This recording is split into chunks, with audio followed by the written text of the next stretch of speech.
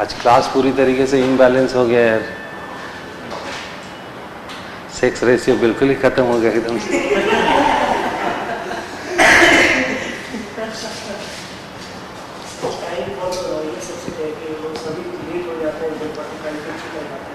Sorry, अच्छा जल्दी शुरू कर दिया है। Okay, so there's a long gap. There was a long gap. So we are meeting after 2 days, right? So it seems that there was a long gap because now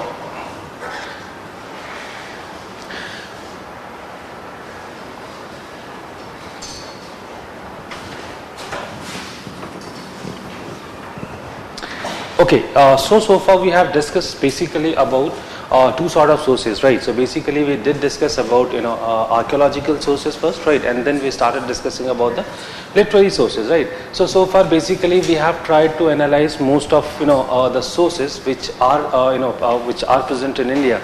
And somehow we just try to see that what are the pros and cons with those sources, and in what way it might be useful for Indian history writing. So these kind of things we have already seen, but at the same time we must remember few more things, that if you have seen the question papers of previous years, right?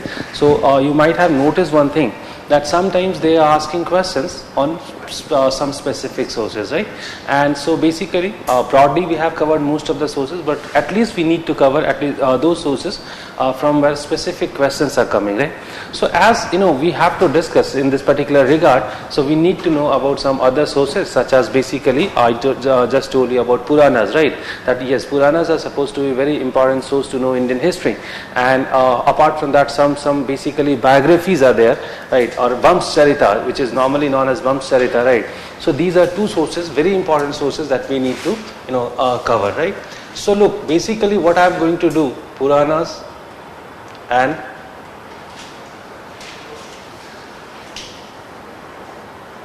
Vamsh Charita, right? So look, sources are very important, at least in regard of paper 1, right? So at least in paper 1 we need to remember some of the sources, and we always try to incorporate those sources in our writings, basically in answer writing.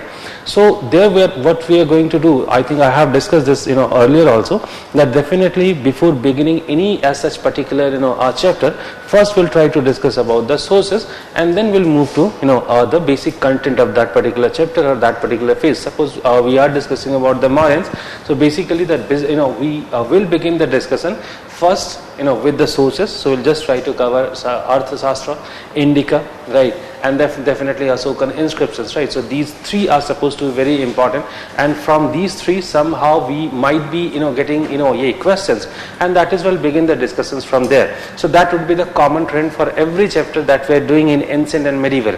But there are few sources which are not very frequently coming into our diameters, right? And that is why in those kind of sources I'm just going to cover right now. And there we need to cover specifically three sources, basically Puranas, because specifically Purana is not coming into discussion, right, in any as a specific era or chapter, right? And that is why Purana must be covered right now. Same is true for Harsh Charita or some other Charitas, but basically out of these Charitas, right, or the biographies, definitely the Harsh Charita is the most important one. So the second is definitely Harsh Charita, right? So the first is Purana, the second is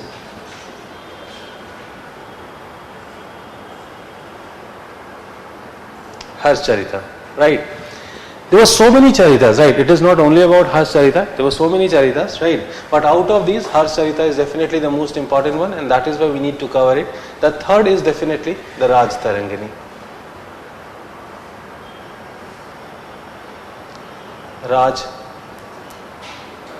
Rajtaringini, right? By Kalhan. So at least these three sources we need to cover right now, because these are not we are going to cover specifically, or these are not we are not going to cover these specific sources with the chapters, and that is why I'm just covering it right now. And then we'll start with this chapter which is known as the Stone Age, right? Look, So far we have discussed, basically, primarily we can say that we have discussed that normally the Indian writings were not having any sort of historical sense. So the focus was basically on this particular thing. But at the same time we must remember that even though there were few sources which could be said, it could be said that they were having certain historical sense. So basically in this discussion we are going to cover those kind of sources. And in fact there was a very common tendency, right? Even though it has been said that the Indian people, in fact we have discussed lots of problem with the Indian writings, right? And I just told you that in most of the Indian writings you might have noticed one thing, that they were more concerned with the supernatural sort of thing, or the metaphysical concerns, right? Most of the time it has been completely absent, or the historical sense was completely absent in their writings. But at the same time there is a very common tendency with the human being or the societies that they had a sort of inborn attraction towards the past, right? So suppose you people are there, so sometimes you people might get attracted towards your past, your grandfather, your great grandfather, right? And you try to know about them. So somehow this is a very common phenomena or feature of the human society, that they always try to know about their past. So somehow the sources that we are going to cover right now, these are such kind of efforts, right? So we can begin our discussion with the Puranas. And in fact I must tell you one thing, at least in the later Vedic tradition, or in the later Vedic period, we find a concept which is called as Sutta.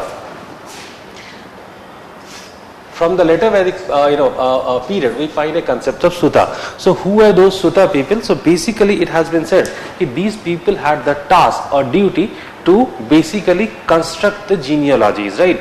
And somehow they had to get the genealogies in a particular order, and it was supposed to be their prime function.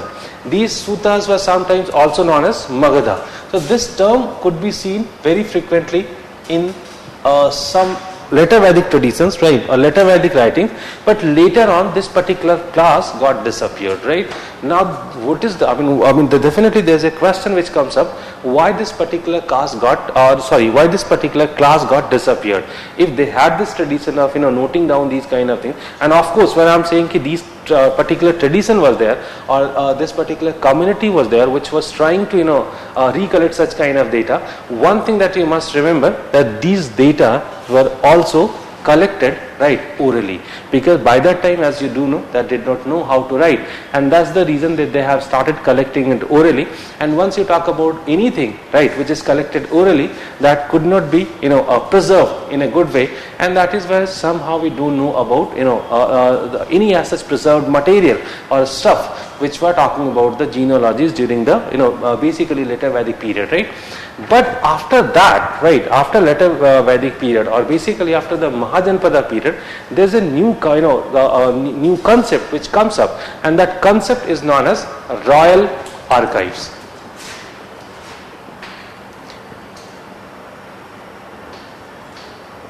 Royal archives. So what exactly is this royal archives? So basically royal archives, there was a separate department called as archives, right? And it was the task of that department to collect those sort of stuff which I discussed as task for suttas and the Magadhas, right? So somehow that department started coming into or came into existence, and this department started collecting so many facts regarding basically the ruling people, right? Their genealogies, right? So these kind of things have been collected by them. But unfortunately, as you do understand, somehow Indians were never using any as such material for writing which could be long lasting. Mostly they use the perishable materials, and I hope you remember that they used to write basically on the parchment, right? Or they were writing on the skins of the leathers of the animals basically, and these all were perishable materials, right? And that is why these could not survive. But in some of the historical writings we do find the reference of such kind of writing, such as when Wensang is coming to India, and then later on he was followed by Al-Biruni. So both of them has mentioned such departments in the royal court, and they are writing that they had this very good tradition of storing, or they had very good tradition of noting down the events during the during any particular ruler. But as you can understand, these all were written in a perishable materials, that is why could not survive for a longer period, and that's also one of the reasons that somehow we could not access to those kind of stuff, right? There might be many other things, but somehow we do find the references of these kind of things only in only in perishable materials, right? And as there might be possibility that there was some other such kind of culture which was there during this particular period, but somehow these got completely lost and we don't have any access to these kind of stuff, and that is why these kind of historical stuff or material got completely lost, right? But somehow these are mentioned, like the royal archives and this Sutta and Magadha were mentioned by some foreign travelers, and that is why we do know about the existence of such kind of institution and individuals, and that is why we are discussing about that, right? And as you understood, now somehow we don't have access to the writings of any these, right? But somehow their narratives could be seen in the form of Puranas and the biographies, right? Because this is the tradition, because of what people, even in Purana, some sort of historical sense could be seen, and that is why this could be later on seen or later on revived, and people have started discussing about their writings, right? So let us begin the discussion with Purana, right? So the first heading, Purana.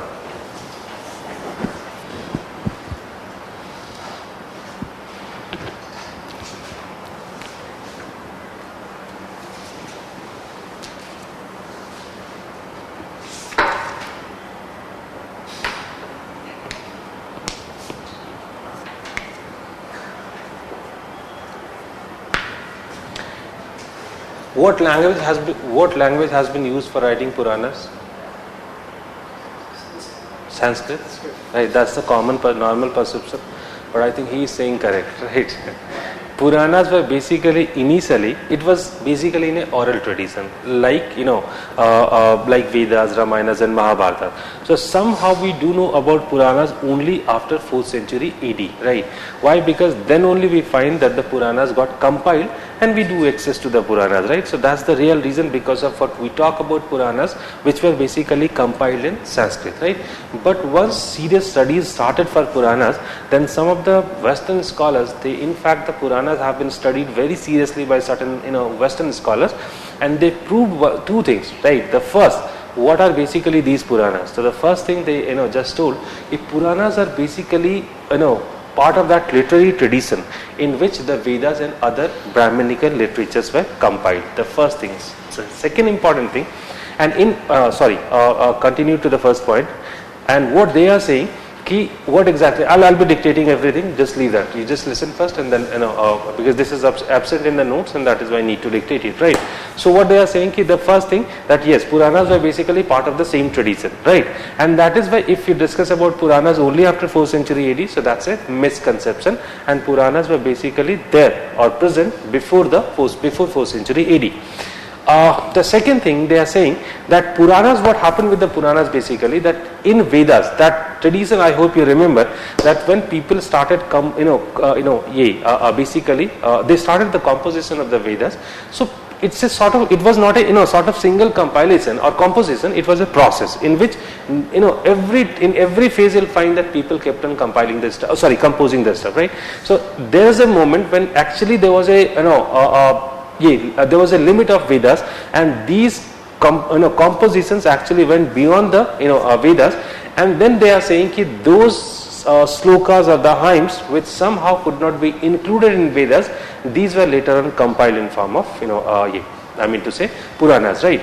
The third thing they are saying, that initially the Puranas were basically composed in Brahmi language, and later on the Purana that we access, right, that was compiled, or we can say translated into Sanskrit. And that is where this misconception is there, that whatever we do know about Puranas, these we just know through the the compiled literature that we do have, right? So that's a basic description of the Puranas, right? The next thing which is important for the Puranas, that we have already discussed about the Puranas, that even though Puranas do have so many historical informations or the informations of geography of the contemporary period, but at the same time it is most of the time considered as mythical, right? That most of the stories were fake, and basically some other problems were also there, and that is why it is very much necessary to inquire that what kind of historicity was there in Purana. So that is why we'll just try to inquire in further few minutes that what kind of historicity was present in Purana, and that's the importance in our subject, right? Because if any historicity is not there, there is no point of discussing that.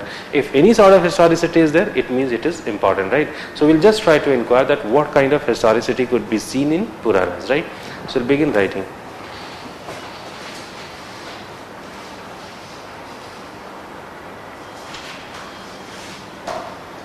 The earliest form of oral tradition, the earliest forms of oral tradition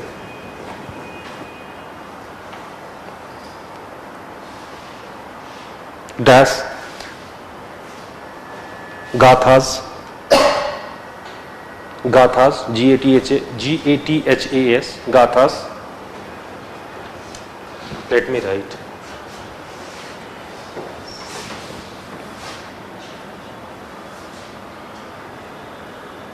Gathas, Itivritas, Akhyans,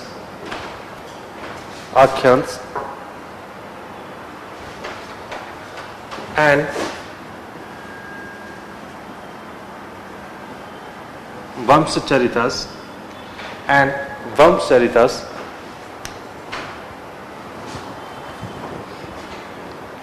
seems to have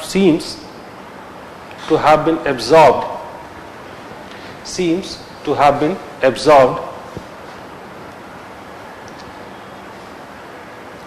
by the Puranas and Itihas, write in Hindi only, Itihasa, Itihas. The earliest reference of Purana and Itihas mentioned in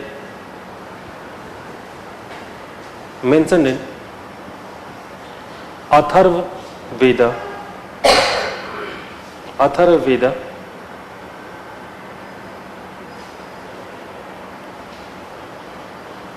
and then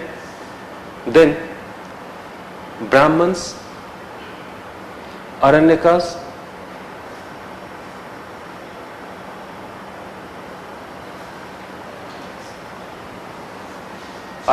and Upanishads. Brahmans, Aranyakas and Upanishads.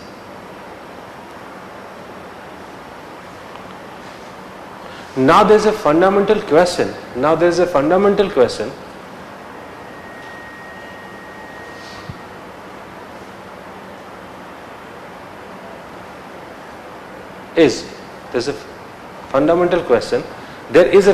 question, comma,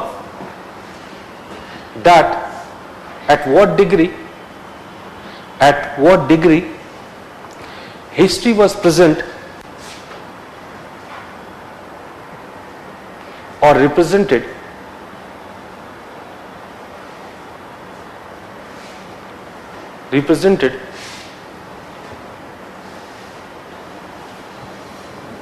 in Puranas and Itihas.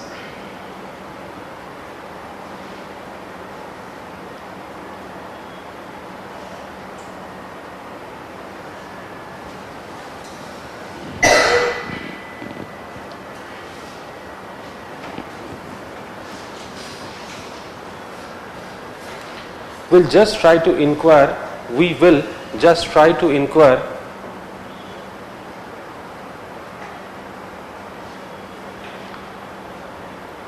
the historical sense of Purana,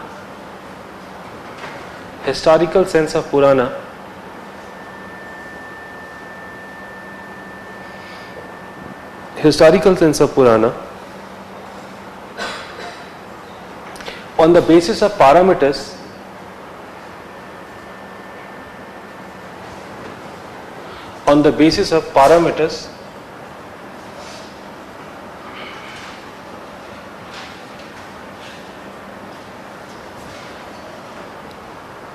of history,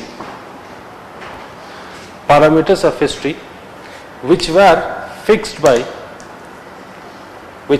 by R.G. Collingwood. Do you remember this fellow, R.G. Collingwood? Or you missed it?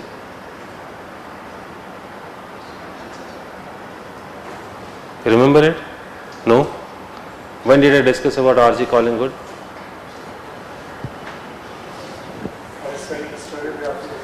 When I started dealing with historiography or history writing, right? So basically in the first class I did discuss about what history is, and there prominently I took name of two important fellows, right, called as E.H. Carr and R.G. Collingwood, right? At least whenever you try to learn history, what exactly history is, right? So you can't avoid these two names, because these two have contributed very importantly what history is, or what is the real nature of history, right? So somehow we'll just try to inquire the nature or characteristics of Puranas on the basis of the definition of history given by R.G. Collingwood, right? So basically the idea of history, which is that was the name of the book, right? Okay, you find you are not going to incorporate these kind of things in your writing, but even though if you are writing in your answer okay on the parameters of R.G. Collingwood, that is more than sufficient to define or to show that what kind of understanding you do have for history, right? And that is why I'm just taking this name here, right? So if you are trying to inquire Puranas, just mention the name, right? But here you need to understand what is the definition what has been given by R.G. Collingwood for history, right? So just put a box just to write 4 points, right? So just you write the points and then put the box, right? First,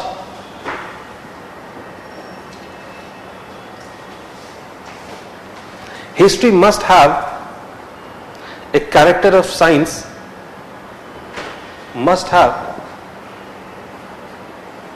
the character of science in the sense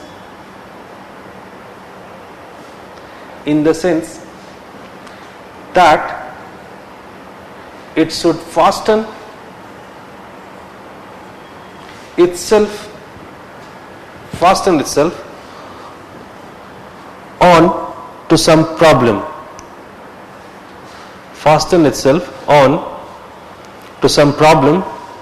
and attempt to discover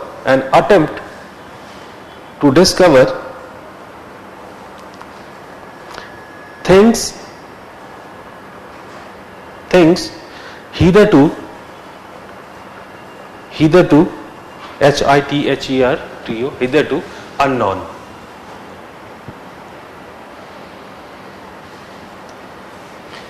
What exactly we try in science, right?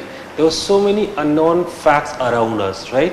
So if any phenomena which is happening, any particular thing which is happening around us, we try to inquire it, right? Just suppose yesterday what happened, there was a fire which broke out in this building. Are you aware of that? Right? No. In this building there was a fire broke out, right? And finally we had to cancel all the classes which were there on yesterday because there was a foundation and so many other things. That is not the prime concern, right?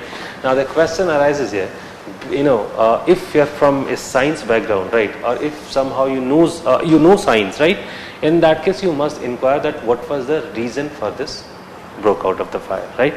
So if you are not from science, what will you say? ऊपर वाले की मर्जी, कुछ नहीं कर सकते हैं. Getting my point or not? Right? So I hope you're getting my point. What makes the science different from rest of the humanities paper, right? And in fact, I can't say, because all the science, all the papers of humanities, even now, I mean, they are just trying to be more and more scientific, because until and unless you are trying to, formalize any particular thing, there is no point of studying that, right? And that is where, as per R.G. Collingwood, right, the first thing happening, that history also should have this nature of science, that they just try to discuss or they just try to explain whatever happened on some scientific basis, right? They are not saying, I mean, he is not saying it should be, the analysis or the examination should be completely on science, right, or like science, but somehow at least the approach should be like the science, right? That's next. It must have, the second one, it must have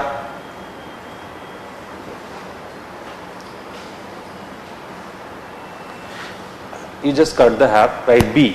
It must be humanistic, humanistic, humanistic, HUMANISSTIC, humanistic,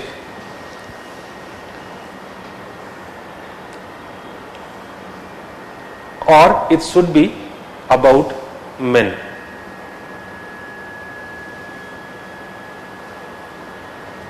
About action of human beings in the past. So it must be humanistic or it should be about man. Comma, it should be about man. It's man, comma, about actions of human being in the past.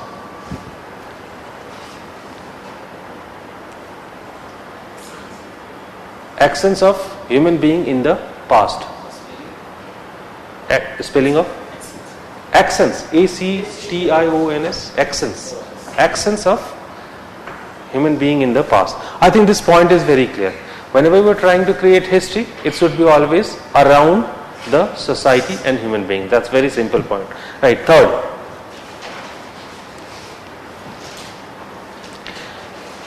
as science, it should have an inquiry procedure. It should have an inquiry procedure, PROCEDURE, procedure. I think this point is also very clear, right? Like in science, we have a method through which we try to find out the reality, right?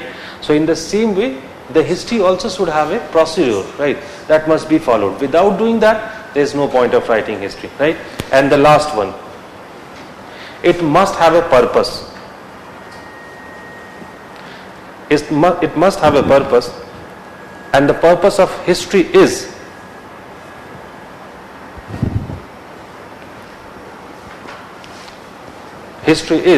human self-knowledge.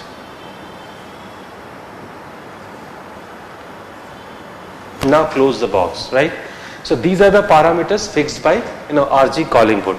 We'll just try to apply these things on Purana, and then we'll try to inquire that do they have any sort of historical sense, right? So close the paragraph and start writing.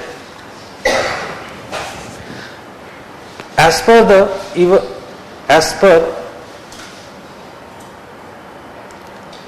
the above given definition of history,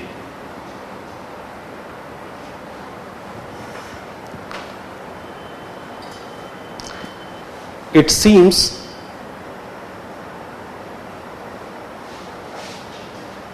that Puranas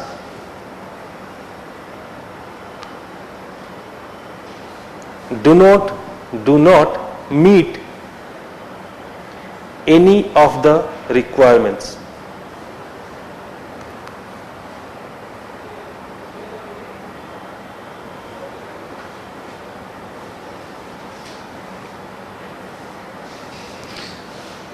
The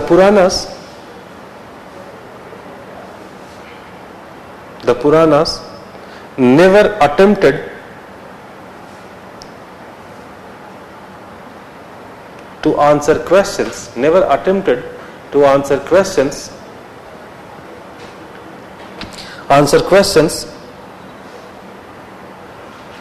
of human actions.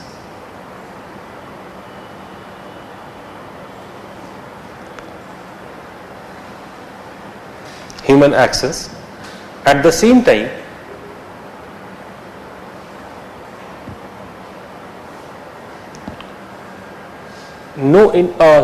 at the same time, in Puranas, no interpretation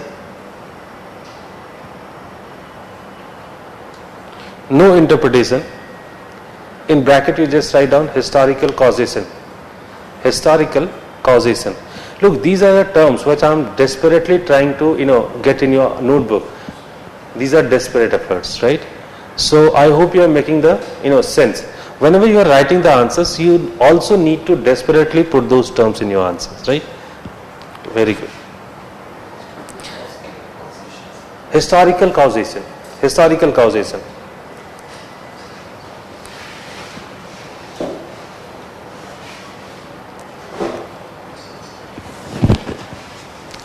And it mostly focused on Hindu philosophy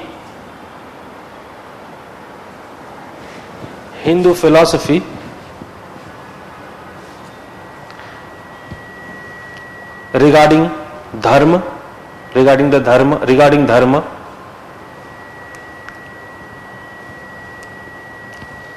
artha, kama and moksha.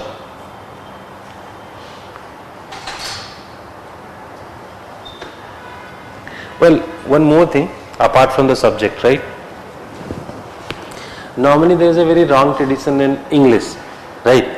That we always used to put the A at the end, right? Got my point?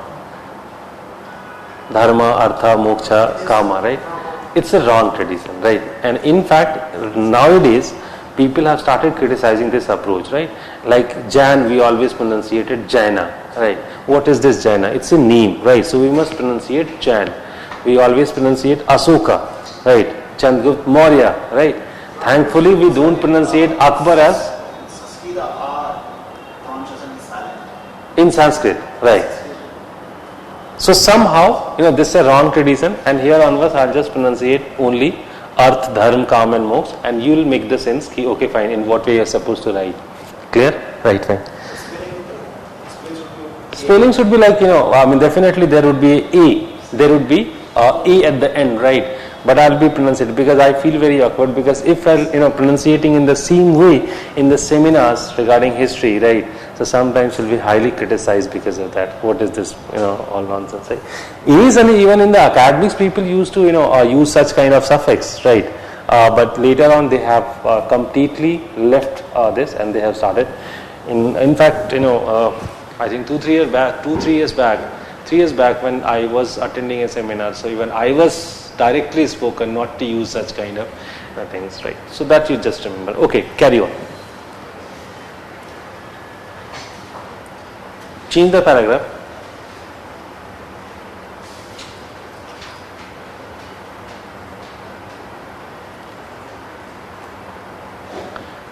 It clearly shows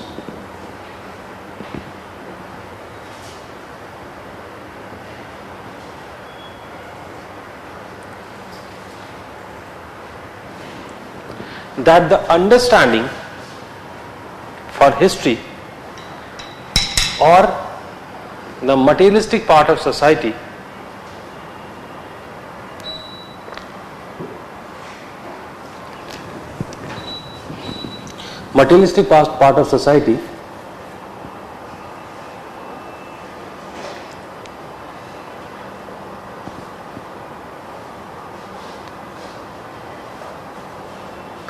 which was always discussed by the Western people and the Chinese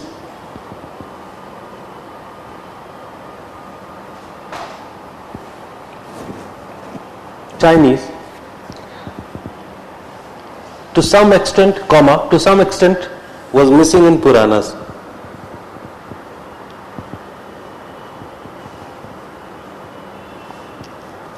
But it does not mean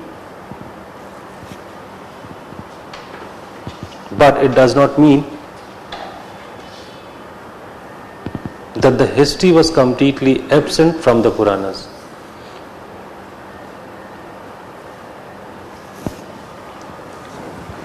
Just write the next subheading: the historicity of the Puranas.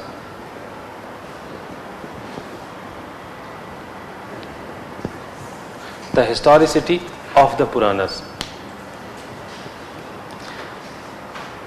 Though not history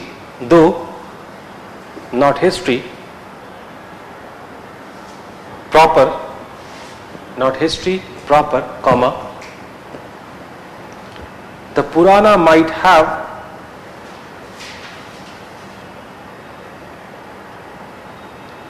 historical matter. Purana might have historical matter along with much that was mythological.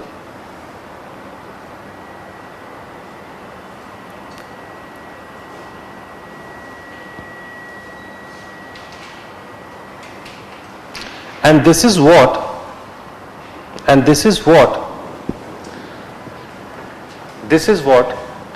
the Vamsa, VAMSA, Vamsa, or the genealogical part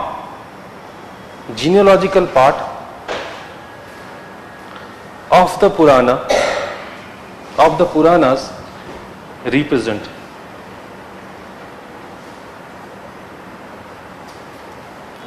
Got the point, right? Represent.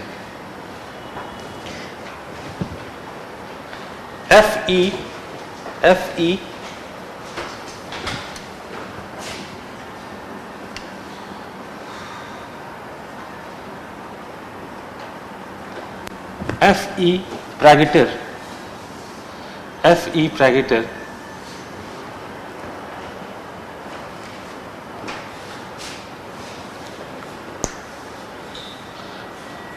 had tried to analyze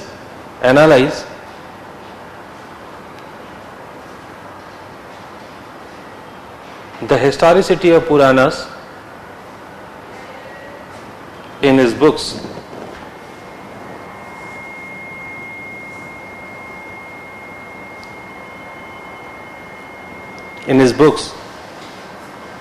As per him,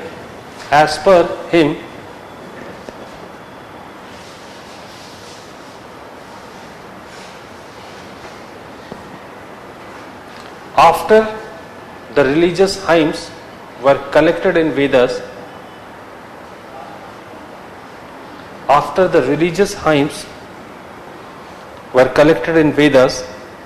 comma,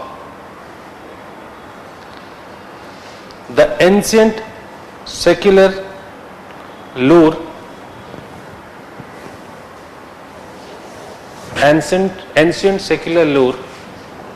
that was left, L-O-R-E, folklore. Got the point? Ancient, what did you write? Can I see it? Secular.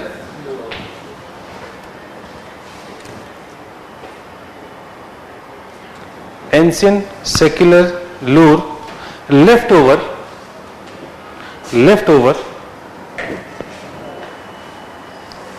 had been collected in Puranas.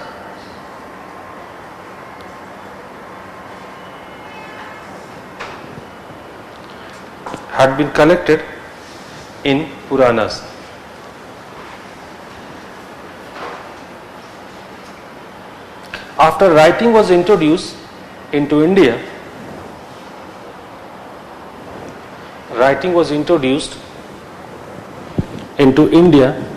in about the 7th century,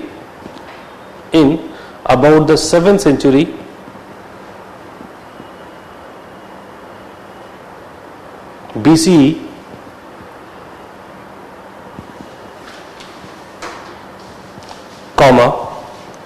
Puranas must have been written down.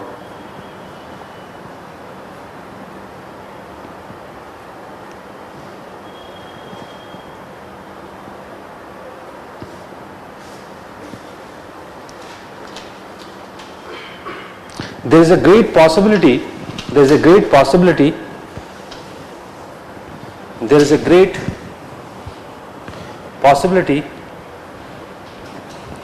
that Puranas like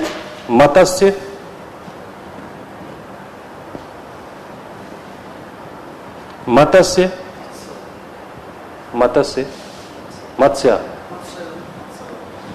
Vayu, Bhagavad and Vishnu Puran originally composed in Prakrit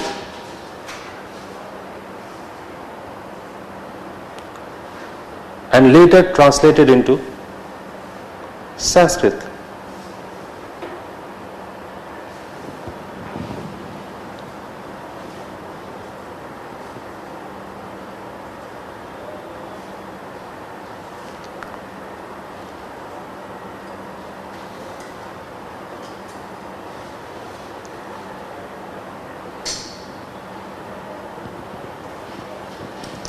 The another important characteristic which was defined by him,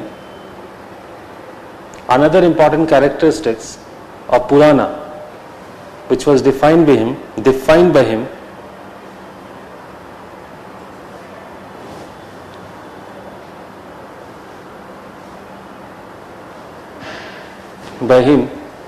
was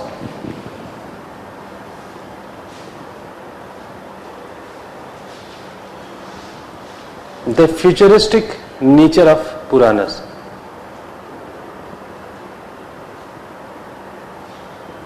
Futuristic nature of Puranas. Got this point? Is the point clear to you? Normally, as per this particular Pragita, right?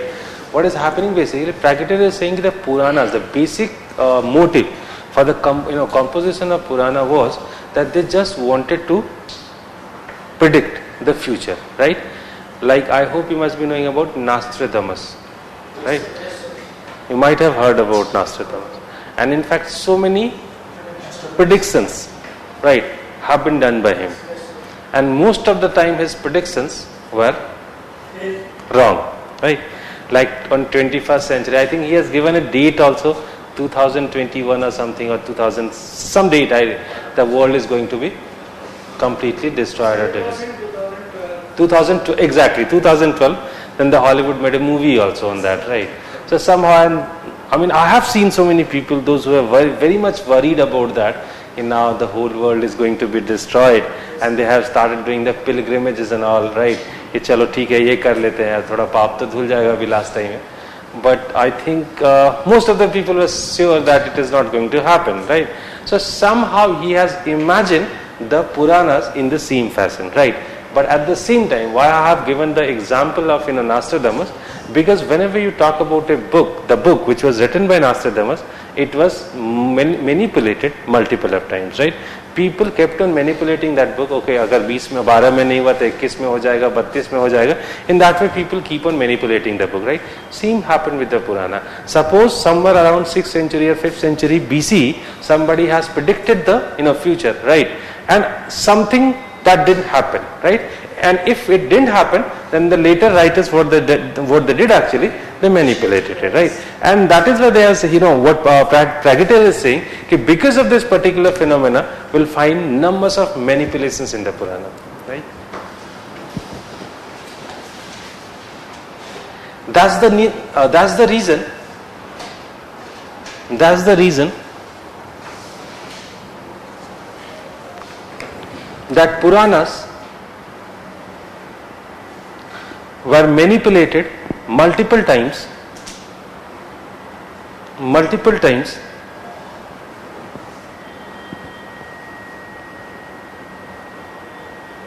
by the later writers.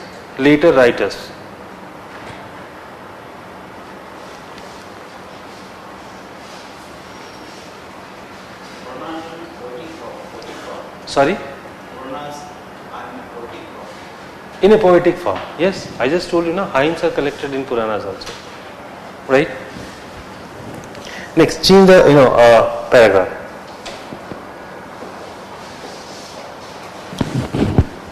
While predicting the future,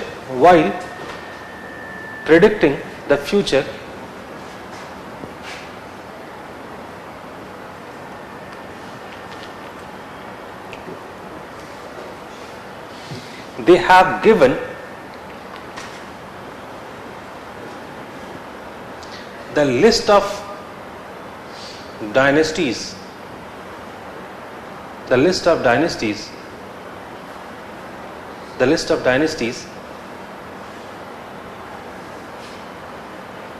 which were going to come in future,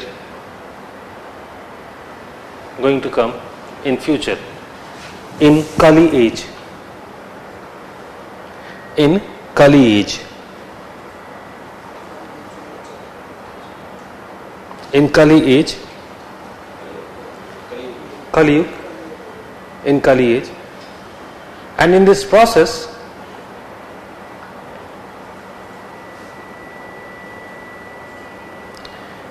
they did discuss about Mauryas,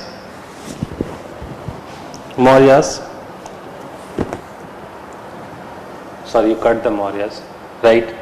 Sisunag, I hope you remember that dynasty before the Mauryans, right? Nandas, Mauryans,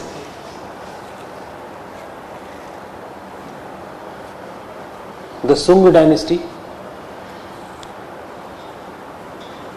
the Kanvas, Sung, S-H-U-N-G, Sung, the Sung dynasty, the Kanva dynasty,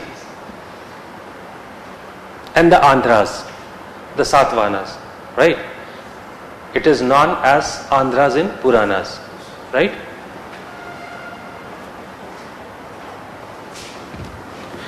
Did you get the point? What I did discuss here?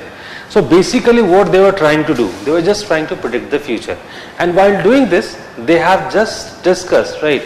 I hope you must be knowing about some predictions regarding India also of Nostradamus. That in 2014 there is a ruler going to come in India, right? And he'll change the country completely. Drastic change would be noted, right? So you might have heard about such kind of things, right? Do you think that Nostradamus would have spoken such kind of course not, right? Right. But somehow they were also doing the same thing. Try to get my point, right? They were also trying to do the same things, and in fact it has been said that somewhere around in 4th and 5th century, before the Christian era, somebody was actually predicting all these things, right? And they have discussed about, they have started the story from I think Sisunag is the first dynasty which has been discussed in the Puranas, right? And then onwards, the Nandas, Mauryans, right? And while doing this, they have discussed about some minute details also, such as like the Pushyamitra Sung is going to kill Brihadrat Maurya, and through this he is going to, just by doing this, he is going to establish this Sunga dynasty, right? So these kind of, there's no point of going into these details. That what is important, just to understand the nature of the year, right? So somehow you'll find they have discussed about all such kind of things. Mostly their focus was political. Right? Most of the time they were not talking about society or any other thing, society, economy, and these kind of things. But as far as the polity is concerned, so sometimes they have simply tried to do this. Now, I just told you about the later manipulations or the extrapolations. So I hope you are getting my point. Definitely that might not have happened, right? But what happened after the incident, after the incident took place, they changed, right? And they have given the right account of the event, right? And through this process, what happened? Ultimately, we do access to the right stuff. And while doing this process, definitely there might be so many fake things which have been mentioned by them, right? Or mythical. I should not say fake. I must say mythical things which might have been mentioned by them. But somehow, just being very cautious, we can segregate the informations which are relevant to history or which are useful to history and which are not useful to history, right?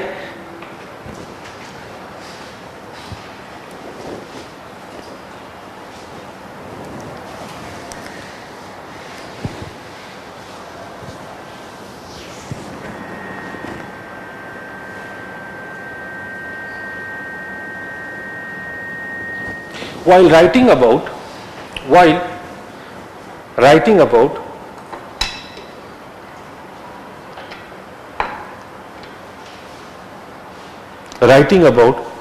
the future dynasties,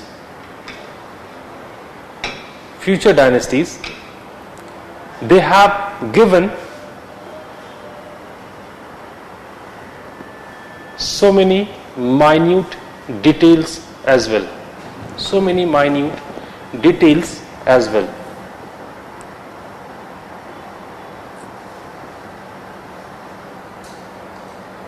Such as the killing of Brihadrath by Pushyamitra.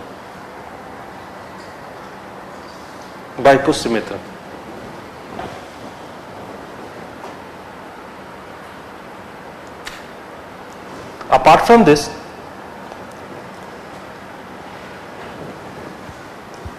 they have discussed about the foreign invaders such as Indo-Greeks,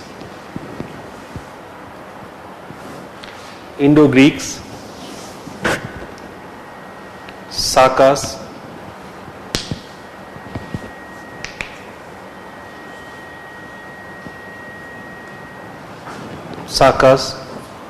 Kusanas,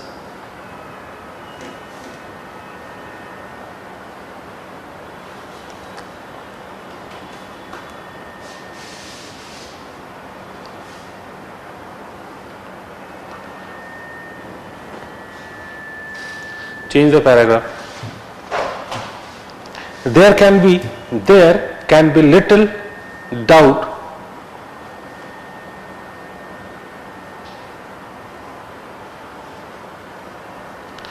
that the royal genealogies in the Puranas embody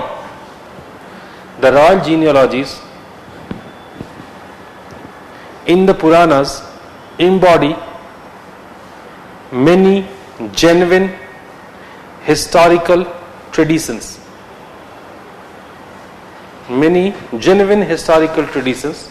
of great antiquity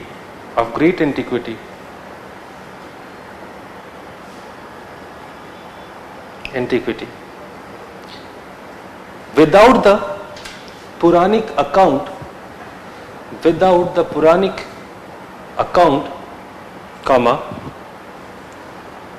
the reconstruction of a reliable history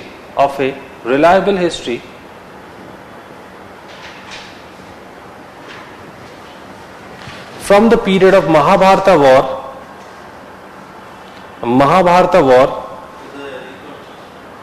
reconstruction of a reliable history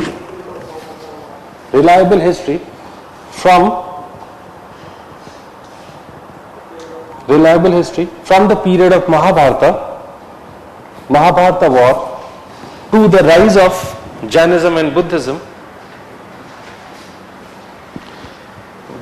in bracket you write down from 10th century BCE to 6th century BCE.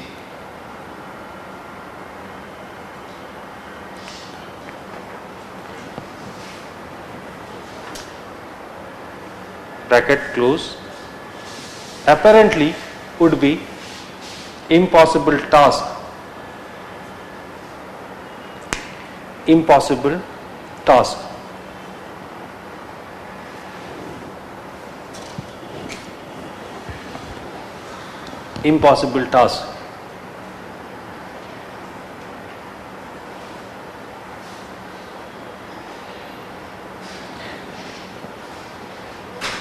The informations of Puranas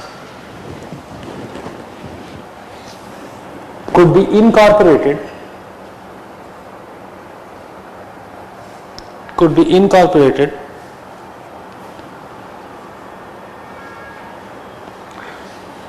with the Buddhist and Jain literatures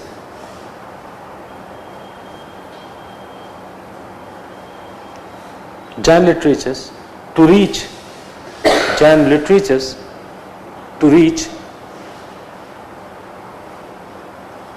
to the reality.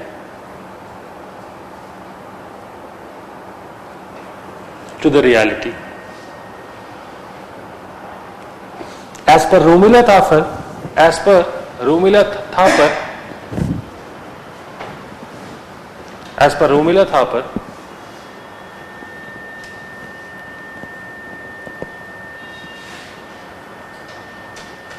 Puranas are very good source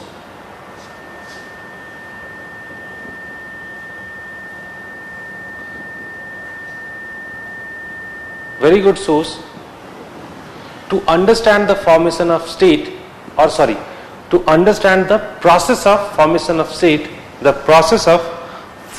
state, if it is incorporated with other sources.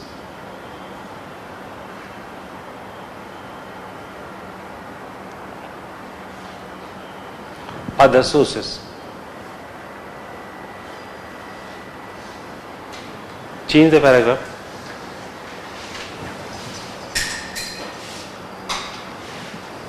Other sources.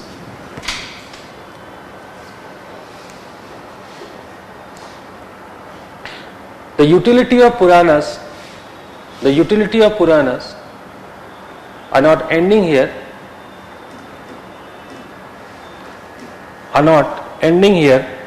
as many cultural and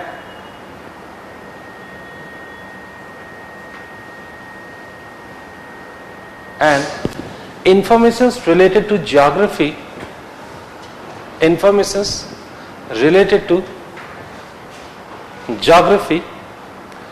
have also been given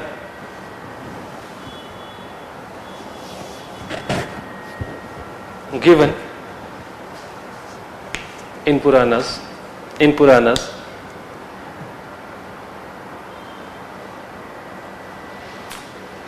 So it could be finally said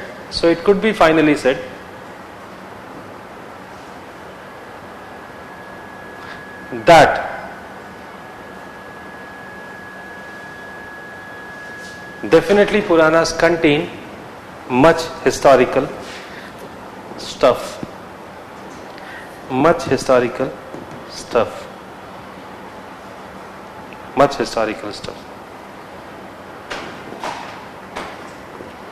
Clear?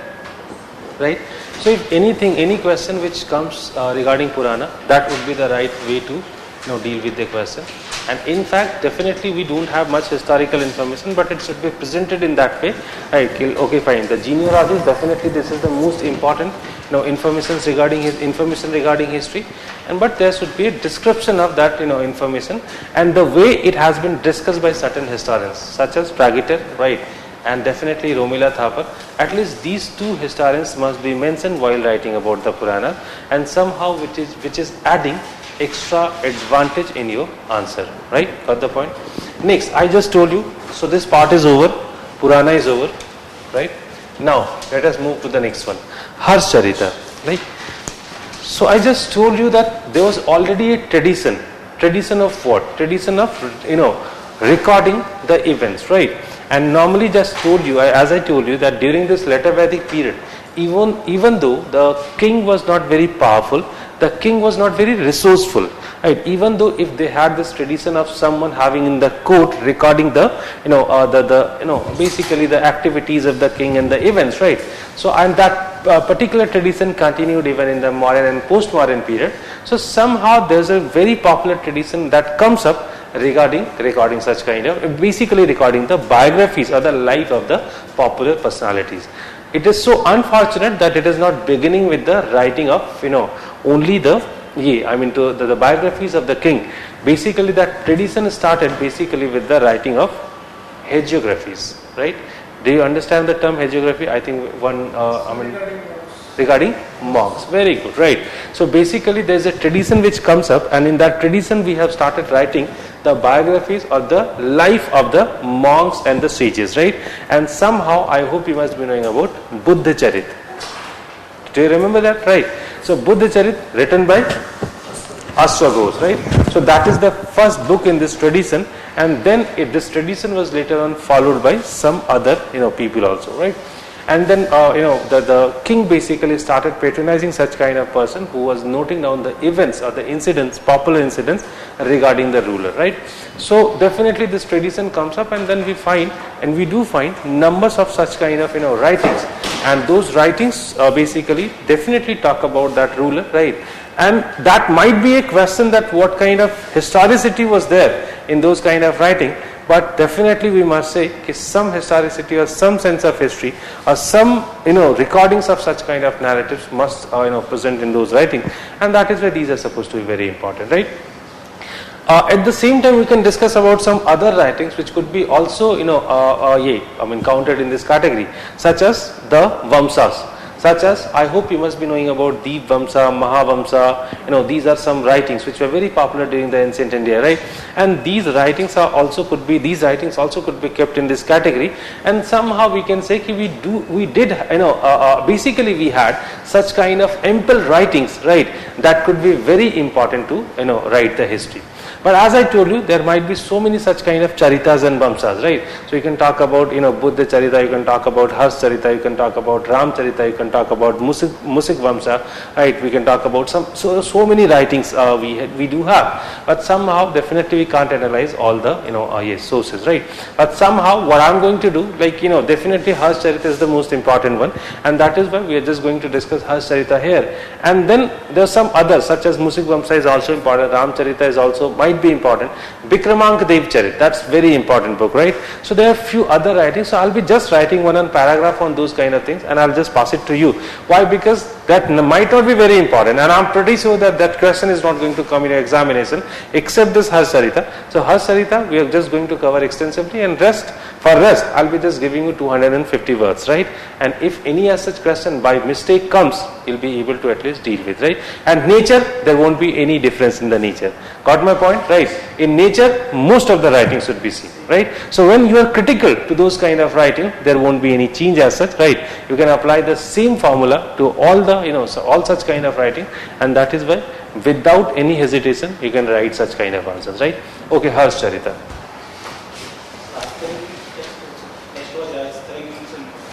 Definitely. Let us finish this. We have done this Puranas.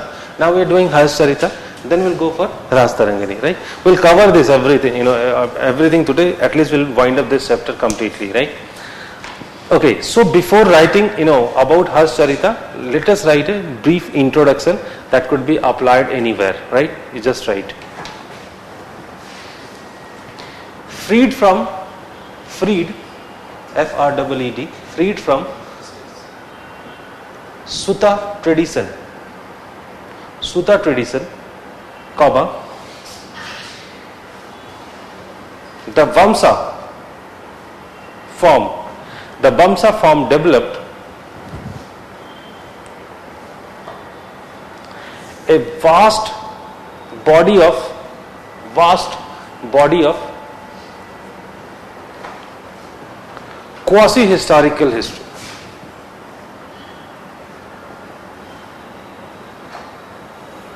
Quasi-historical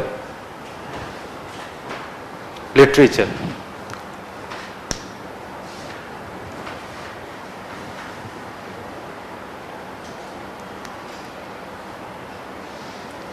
The Buddhist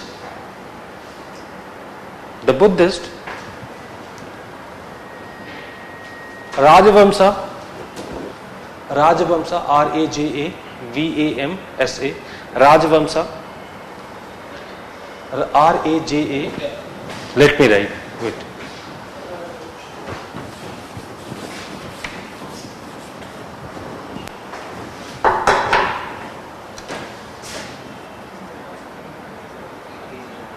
Rajavamsa, Deepavamsa, Mahavamsa,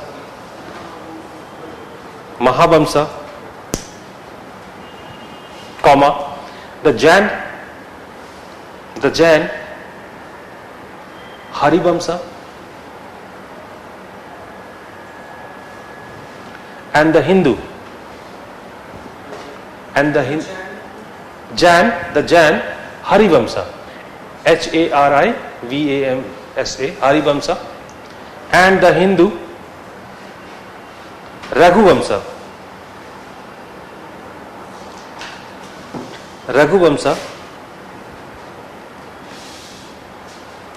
are some of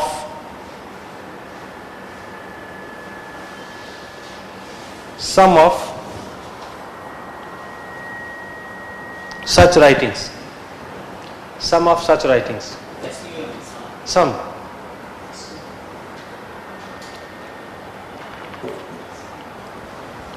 The tradition of writing Charitas,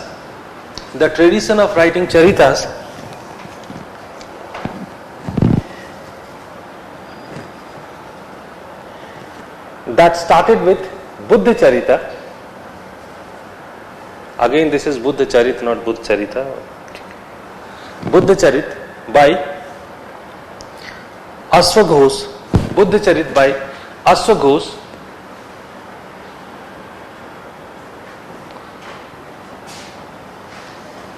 Can I see the sentence, please?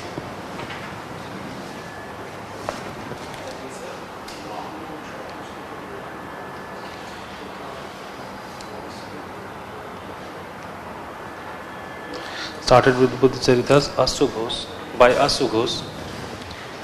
Later on followed in Harsh Charita,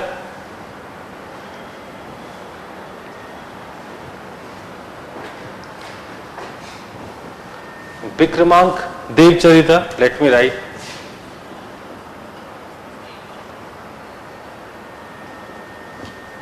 Vikramank Dev Charita,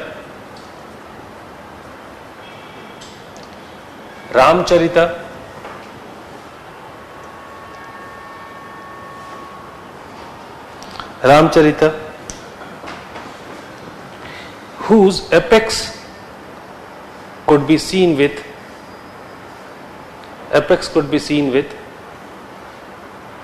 Kalhana's Rajtaringini.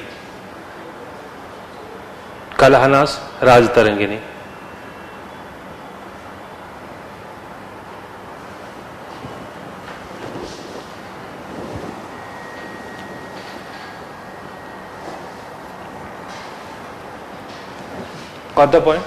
Anything that you are writing, introduction should be like that only, right? Now, Harsh Charita.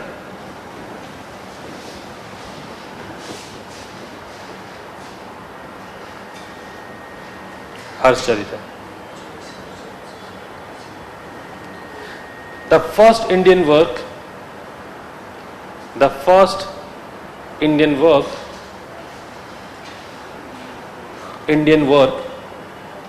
which may be regarded as historical is the Harsh Charita of Banbhatta, comma, an incomplete biography of Harshvardhan,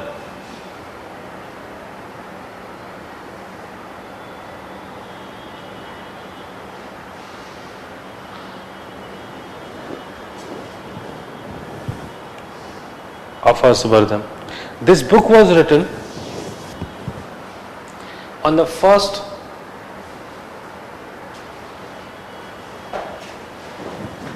quarter of 7th century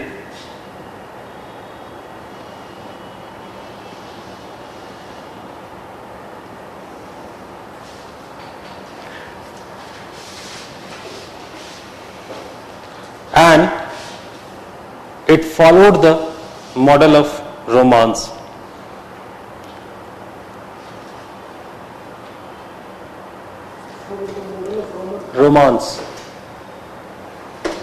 Did you get this? Romance. It's a sort of literature. वैसे नहीं लेना है इसको. It's a model of literature. It's a sort of literature. You must be knowing about, actually there are two sort of novels. Happy ending and tragic, right? So basically one is tragic and the another is this romance, right? Where the things are ending in a positive manner, right? And that is why this particular narrative is incomplete, because the end of this ruler is not very good. But yes, the first few years of this ruler was very remarkable, and in fact over a period of time definitely will find at least Bollywood movie on this particular year. Right? No, this is true actually. I'm not making fun. So basically, the first year of that ruler, when he's becoming the ruler, and then he had to face lots of challenges, right? And gradually what happens, right? Gradually what happens that basically he had to fight because he had to save his brother, he had to save his sister, right? And then Rajasri, right? And then he had certain other opponents, right? And in fact he was doing all these things, right, in a year, right? Once he access to the throne, right? So he's just doing all such kind of thing, and in fact it has been dramatically shown in the book. I don't know what kind of reality was there or not, that when his sister was about to jump into a Chita, right? And he reached there and saved her, saved his sister. So these kind of dramatic sequences are there in this book. So somehow definitely he is one of the heroic figures, at least as per the Charita, right? And that is why it is very unique. But at the same time, I must say that book is ending there only, right? So somehow, basically, the blows were faced by by Harshvardhan later on, and these were not part of the book. And that is why I just told you one sentence. This is an incomplete book. But that is again. That might be our own justification for the book, that this is incomplete, because some of the authors are saying this book was not incomplete, rather Ban Bhatta was willing to write the book till that point only, right? So somehow these are some basic points, right? Continue.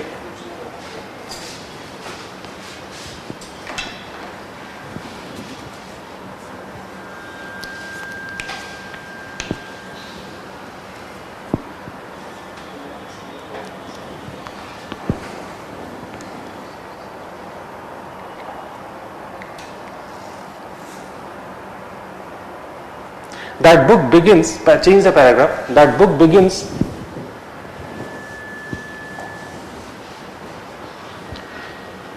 with Ban Bhatta itself.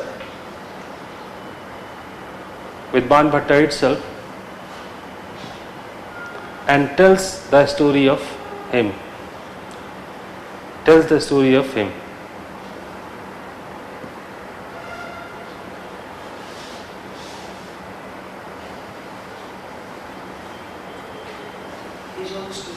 His own Ban Bhatta's story.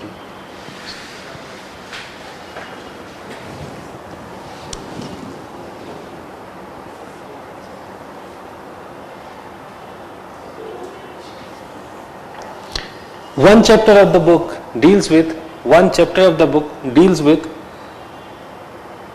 the families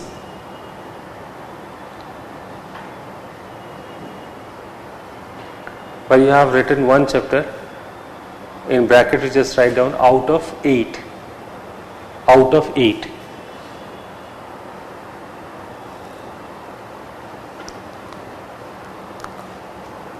First chapter of the book deals with the family of the author.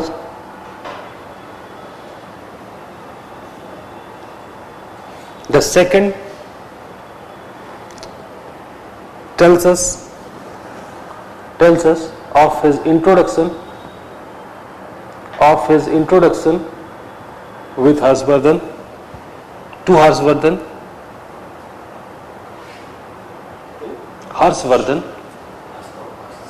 Harsha. The third describes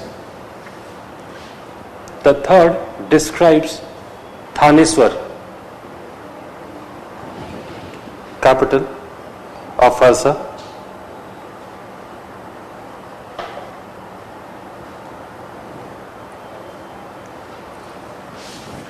The next 5 chapters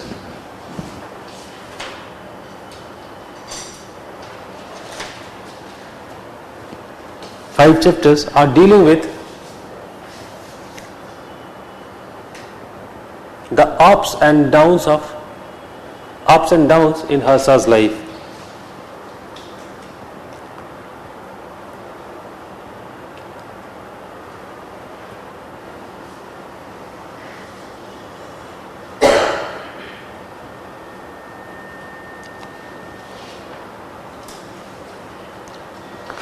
And suddenly the book ends with, and suddenly the book ends with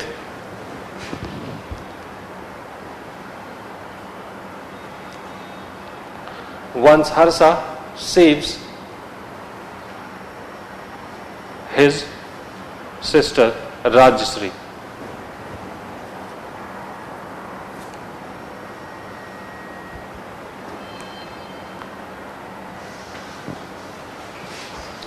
Change the sorry? Rajshri. Rajshri. Change the paragraph.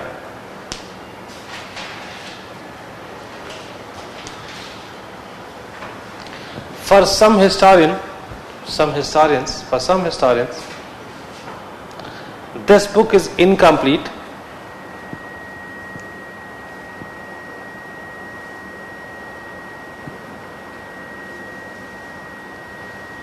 as it ends with the royal glory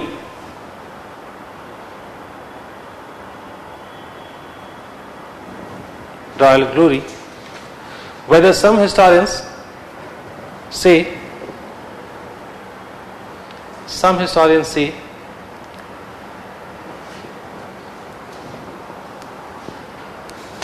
that Banbhatta wanted to write till here only.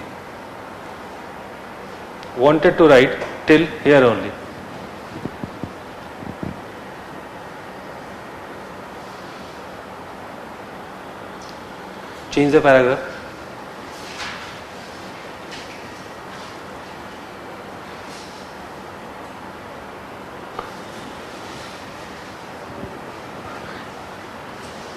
As the parameter of history,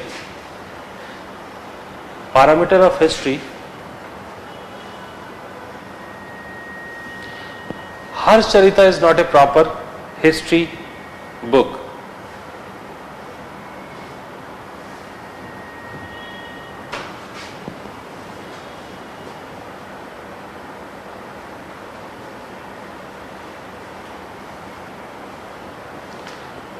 It was basically a prose book. It was basically a prose book following the model of romance.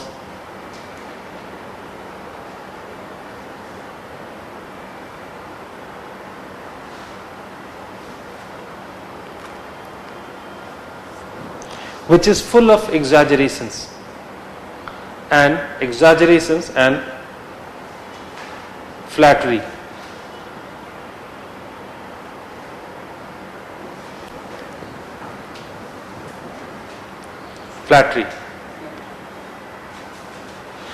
This book has been criticized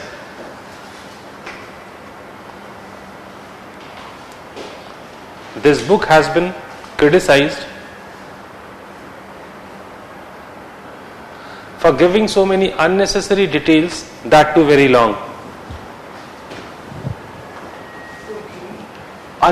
For giving many unnecessary details, that too very long.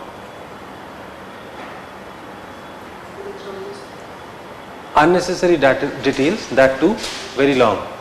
Sometimes what happens, you didn't get it. Sometimes what is happening, without any particular incident, he is just giving the description of that event, which was basically not required, right? So just I hope you might have studied so many books, novels, right? I hope you might have studied. So somewhere you find extra description of the thing, right?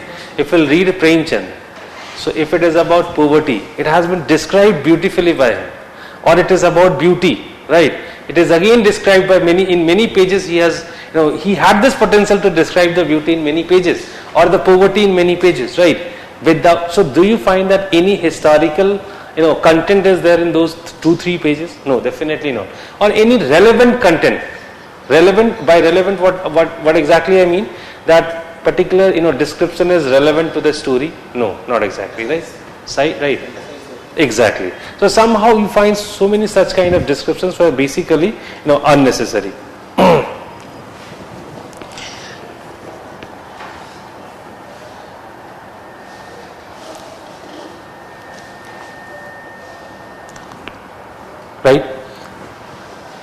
this book was also not based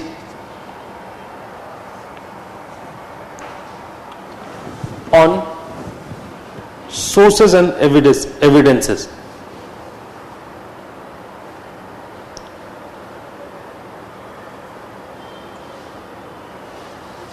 Sources and evidences.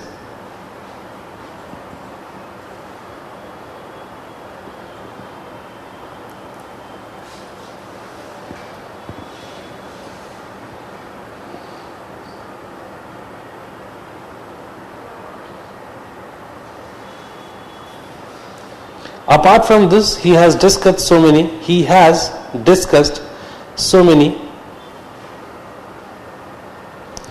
religious and mythological themes as well.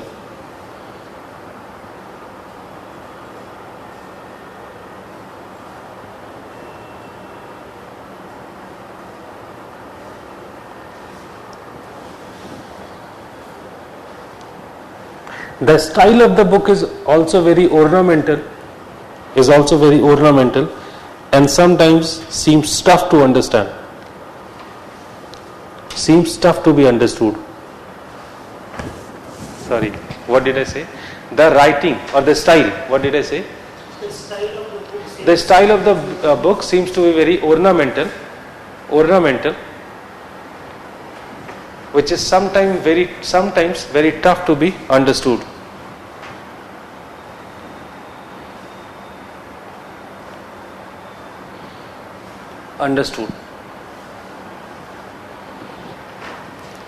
Change the paragraph.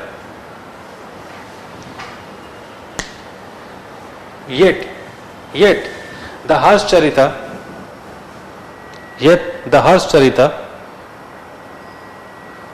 though not intended as a history in the usual sense of the word,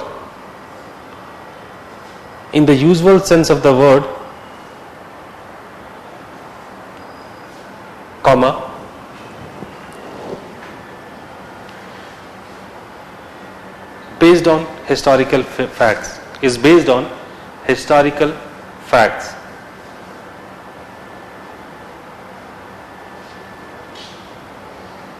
And these facts could be very easily separated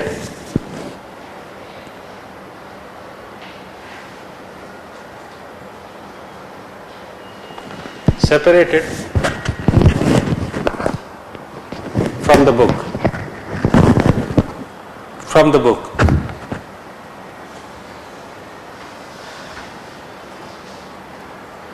The information provided in the book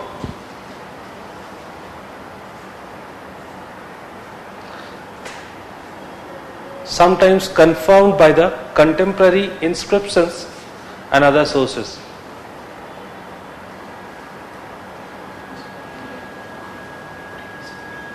Sometimes confirmed by the contemporary inscriptions and other sources.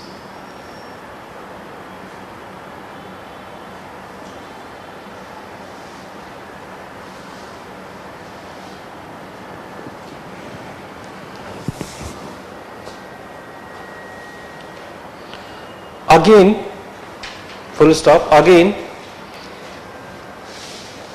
comma, in casual references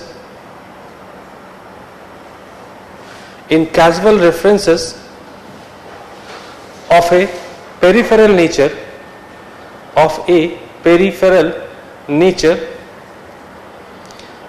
Bana provides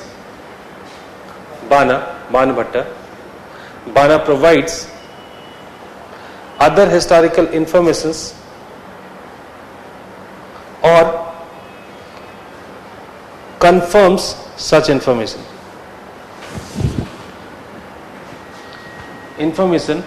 and confirms such information derived from other sources.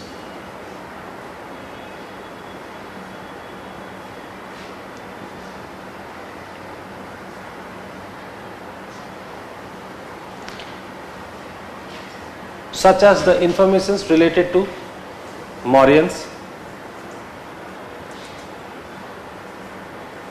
Guptas,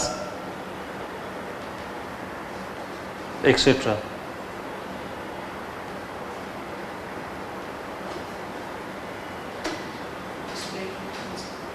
Sorry?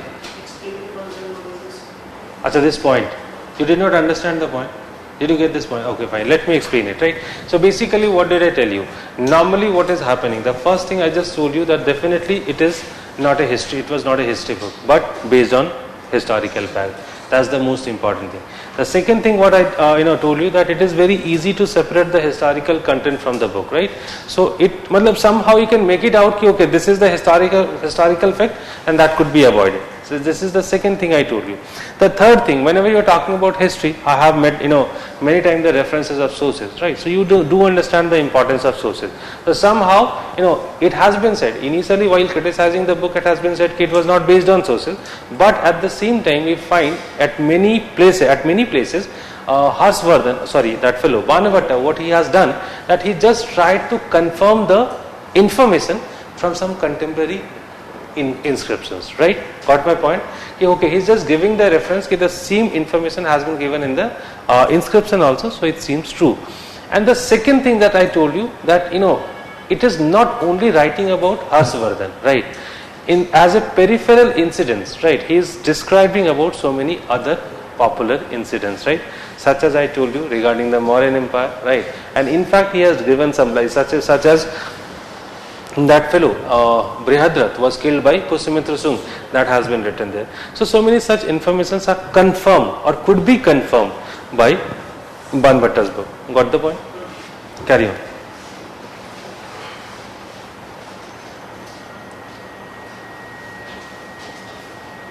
Change the paragraph.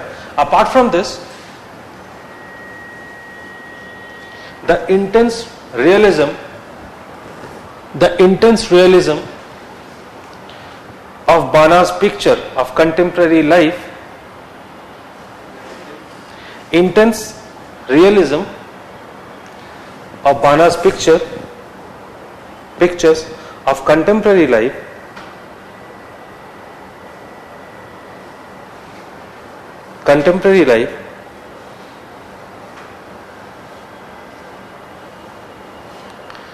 are also reflected in the book.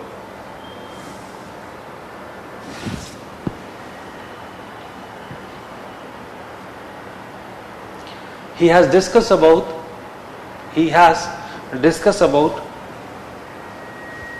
man and woman of all kinds and classes,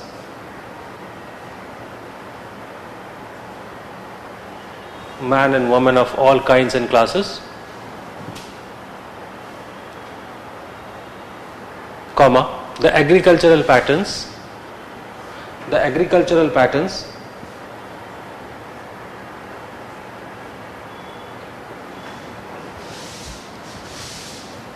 the food grains,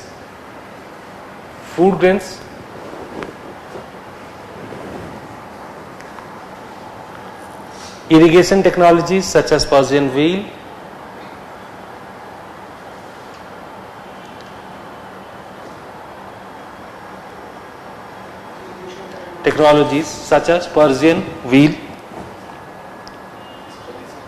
PER as Persian wheel is pronunciated as Persian wheel,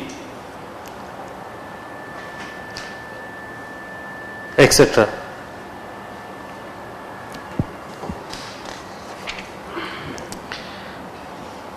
So it could be concluded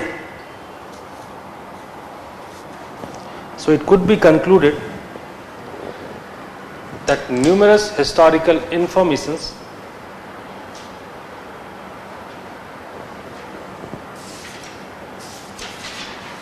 are present in the book.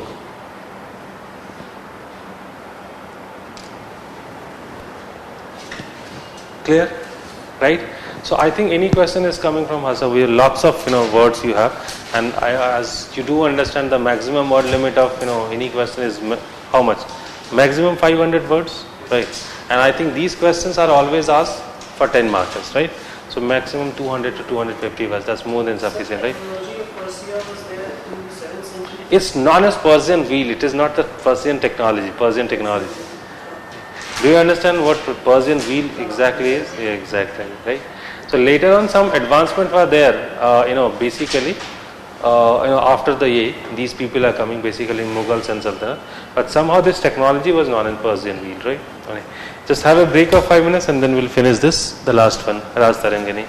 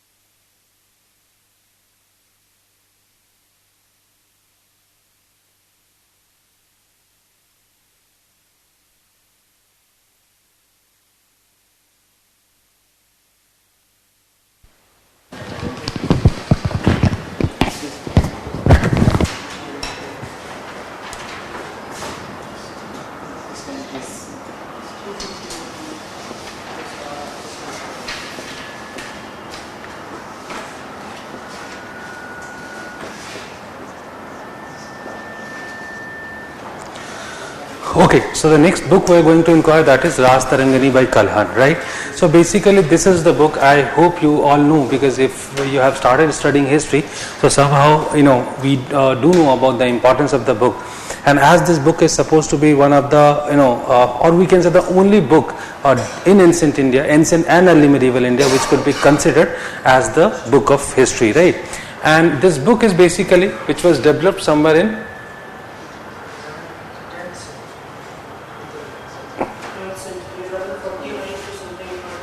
1148 to 49. That was the period, which is considered to be the period when the book was compiled, right? And that book is giving the history of 12th century BCE to 12th century AD, right? What is the meaning of Rajtaringini, right? Basically it's rivers of kings, right? That's the literal meaning of the text, right? That it is nothing but the rivers of king. So basically, or we can say mostly, it has emphasized on the history of Kashmir. That's most important thing, right? And the second important thing, that book is supposed to be very important because of its nature. So somehow, as we do consider that this particular book was somehow, at least was an effort to write the real history, and that is why it must be having certain features, right? So now what kind of features that could be, that could be given here?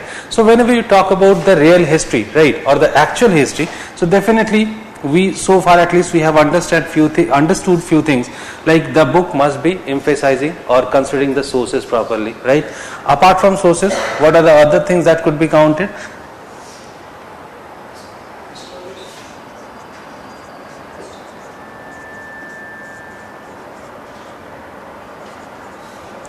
Historical causation, right?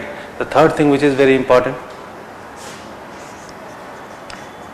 very particular about dates, right, or the years, right? What else?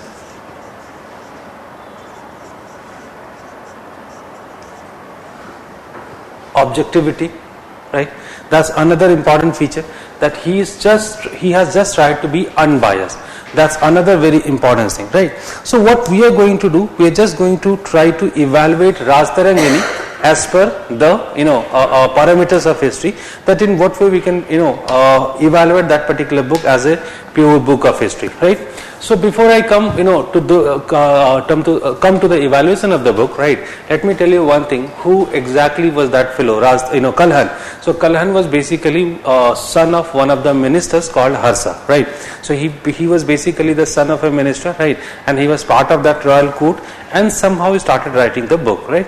But at the same time, few more things which might be important, that when you don't find any as a Sanskrit book which is closer to history, how come it happened, or how come it was possible for Kalhan to write a book of history, right, which is unbiased, or which was so much objective? So basically it has been analyzed on the basis of a few things, that in fact what was noticed by, or what was faced by that fellow Kalhan, because of these particular things, ultimately he intended to write write a book which is somehow more closer to history. So somehow, as you can understand, that fellow itself was from Kashmir, and as you can understand that fellow is writing the book on 12th century, right? So if he is writing the book on 12th century, by that time that Kashmir region had faced so many things, right? Like this was the region which faced the attacks by so many invaders, such as Sakas are there, Kusanas are there, Indo-Greeks are there. Then the Muslim invaders also started attacking on that region. So that is supposed to be, somehow it has been interpreted in a way, as we can, when we talked about that Greek land, right, the Greek region. So I just told you that what happened, these people always faced, and maybe it is also there's also one of the possibilities that as they failed most of the invasions in that region, and that is why somehow they had the feeling of nationalism. So it's the same kind of idea has been applied even in Rajtaringini, because this is the region which faced faced so many difficulties, so many invasions, and as there was a long history of such kind of things, and because of what, somehow he was capable of incorporating those different ideas into his writing, right? Because he had an interaction with the Greek people, he had an interaction with the Muslim people, and somehow he learned that culture of writing, right? And that is supposed to be very important. The second thing, so far we have discussed that most of the writings were done by the Brahmin people, right? But somehow Kashmir region was basically a region which was predominantly followed by the Buddhism, right? And as it was being, Buddhism was dominant into that region, and that is why there was an independent culture of writing got developed in that region, and somehow it also became one of the reasons. So these were certain reasons because of what, ultimately we find the result as Kalhana's Rajtaringini, and somehow he became capable of writing a book which is supposed to be much closer to the actual history, right? Carry on.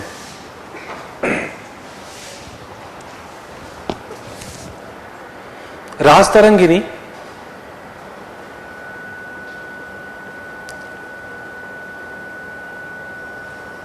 which means river of kings,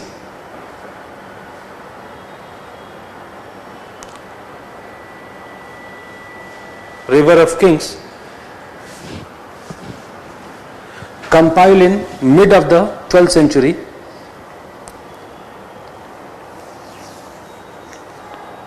is the only Sanskrit narrative which is considered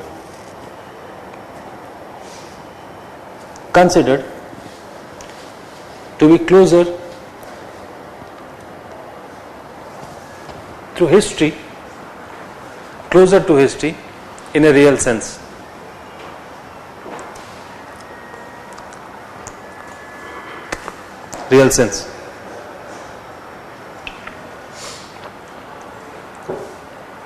In that book,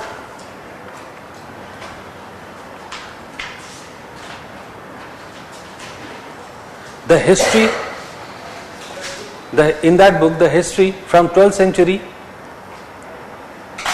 BCE to mid of the 12th century AD or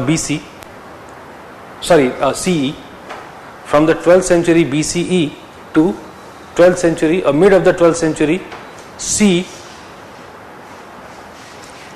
has been written.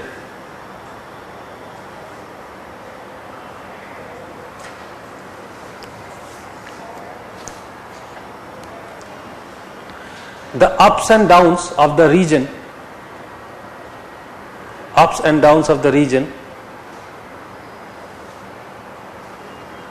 in bracket you write down regions, REGIONS, regions. In bracket you write down many foreign invasions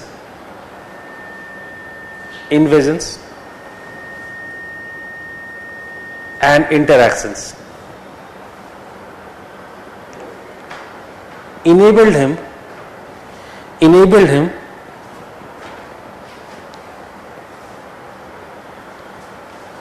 to write a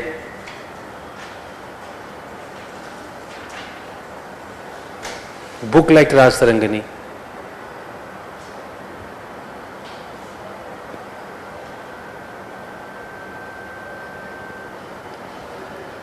The presence of Buddhism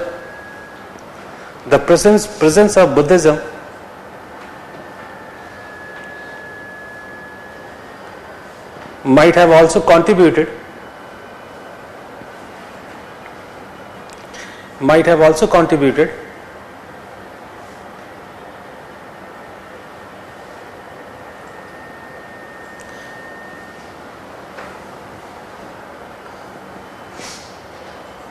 for the free independent or for the independent thought of the writer or author,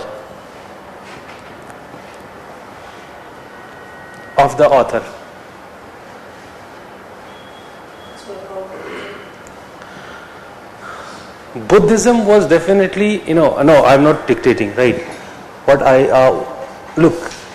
I hope you can differentiate the nature between Buddhism and Hinduism, right? So somehow we can always say, sorry for I'm not trying to hurt anybody's sentiments, right? Brahmanism was always a religion which was based on exploitation and some other things, right?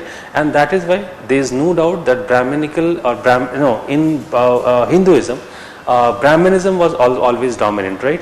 And in fact, they always tried to exploit the some other communities. Somehow Buddhism was a religion definitely much different from Hinduism. So it has been said that somehow it developed that particular atmosphere in Kashmir region that people could think at least freely, because it was not about Varna system, it was not about caste system, they all were Buddhists. So somehow, as per the authors or historians, somehow this particular reason got the base for the writing of this, right? Okay. Next heading you write down content.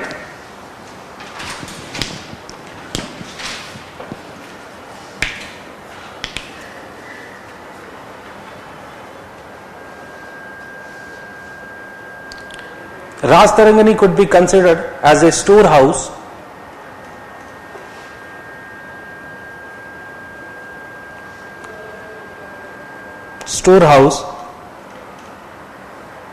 of informations. Storehouse of information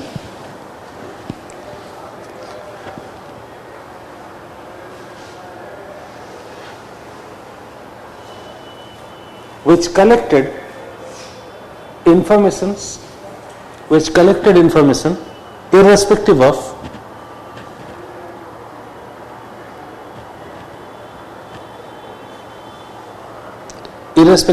any biases.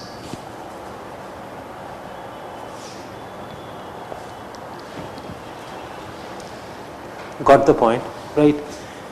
Like Brahminical writings, they are not they were not trying to much write about the Brahmins or the Rajputas, right?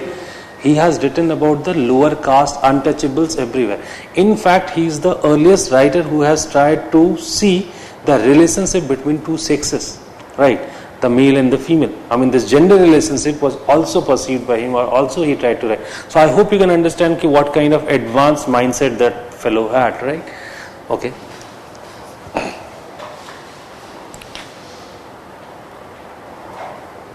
He might be the earliest author.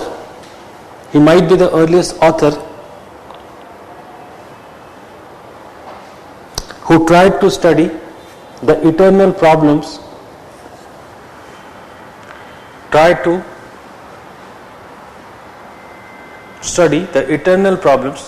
Of gender relations.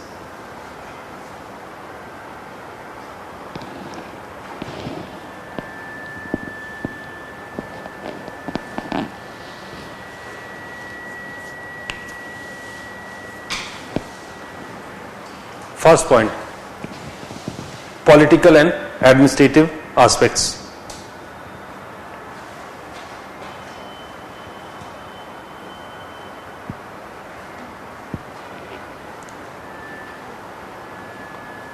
Obviously,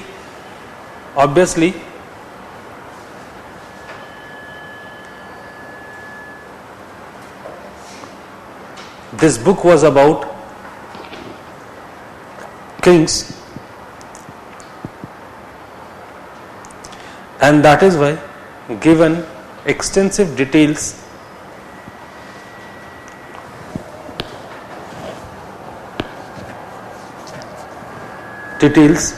of rulers like Lalitaditya,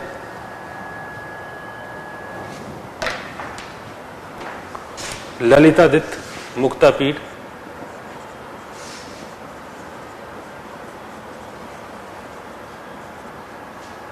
Lalitaditya, Muktapid, and Chandrapid.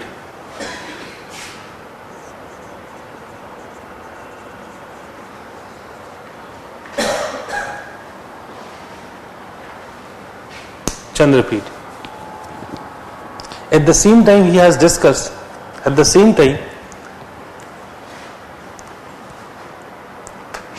about the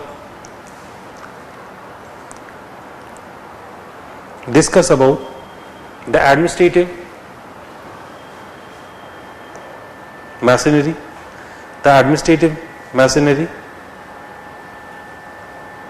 bureaucrats,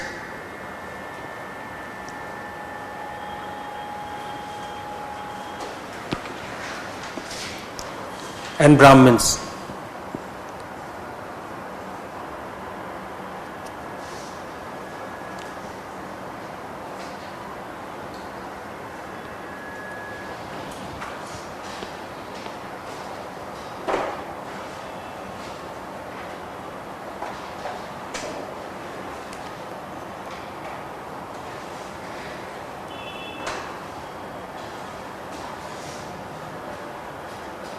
In some instances, he has discussed about the hunger strike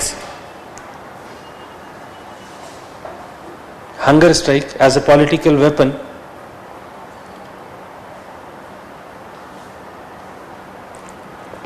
by the Brahmins.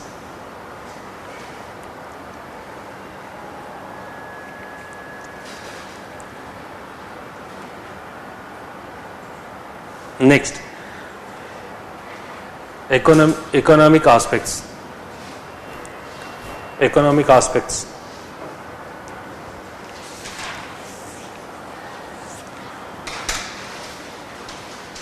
Though Kalhan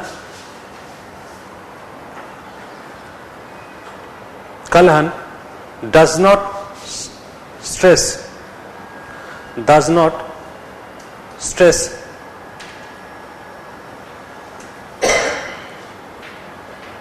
the economic aspects in his chronicle.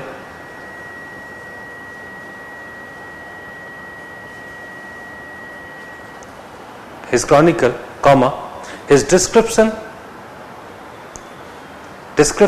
descriptions of famine,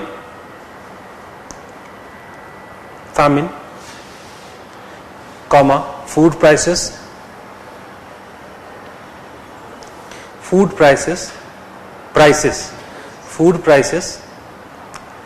taxation, food prices, PRICS, taxation, currency,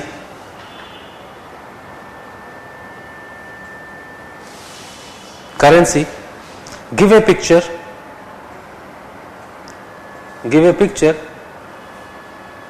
of economic life of the times.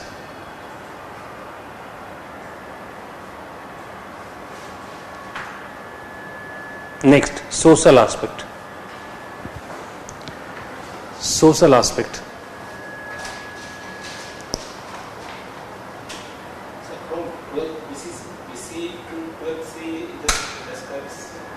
No. It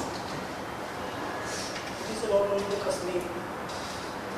That too when it was in use. I'll come to that point in what way his narrative got changes, right? I mean, it is changing over the time, right? I'll just discuss that point. First finish this. Social aspects. Kalhana gives a revealing picture of the society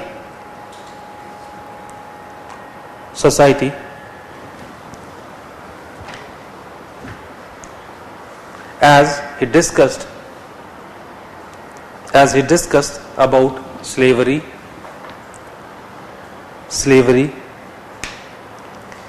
caste system,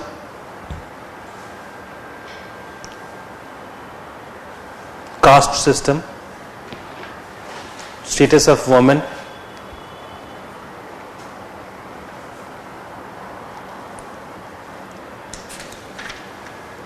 etc.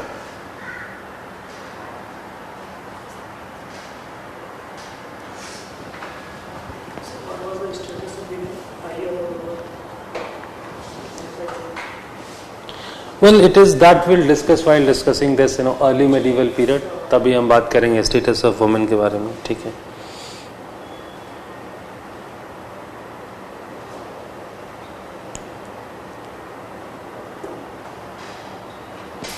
From his writing only, we come to know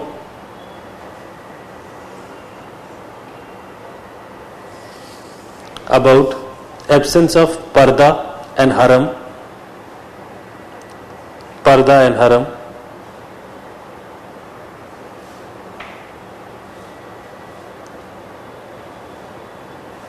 the ruling princess,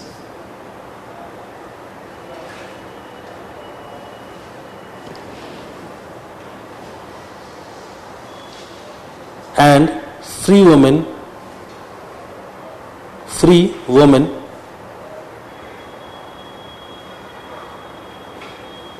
right, etc.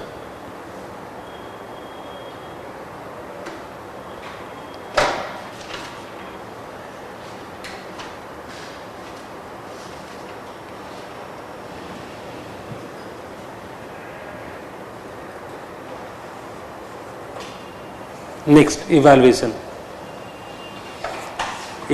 of Rajtaringini.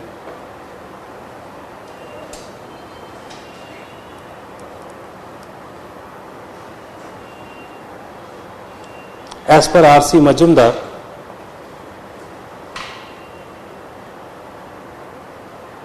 Rajtaringini shows the high water mark. Rajtaringini shows the high watermark of historical knowledge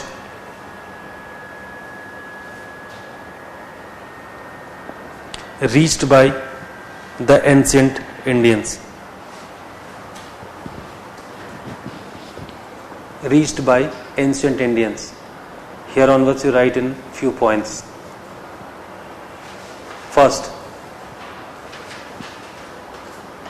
Kalhan was very particular about his sources.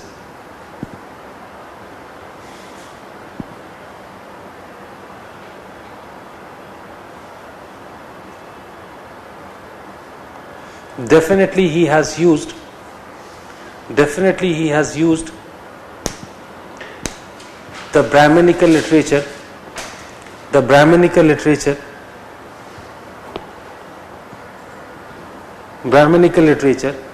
but he had a critical approach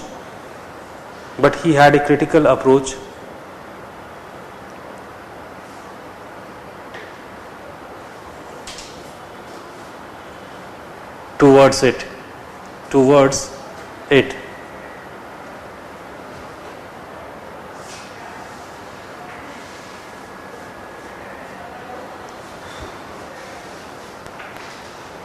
He might be the first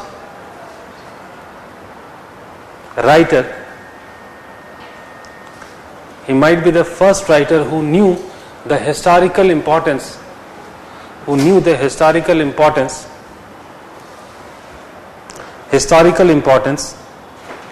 of inscriptions and coins.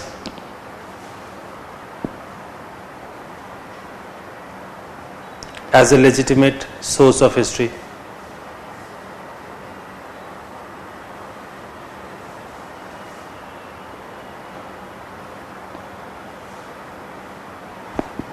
In bracket you just write down A.B.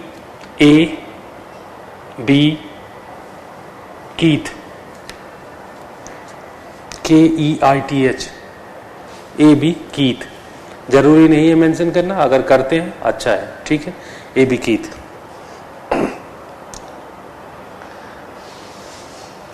Next point.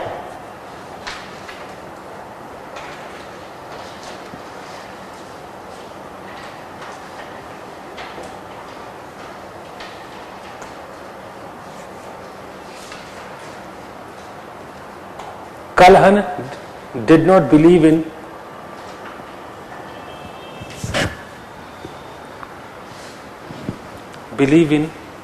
supernatural causes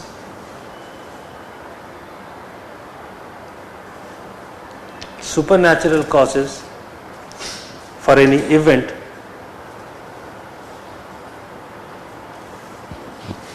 rather he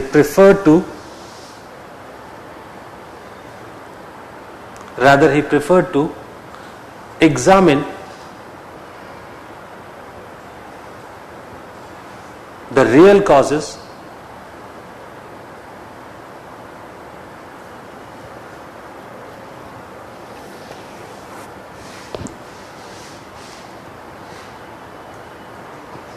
Next,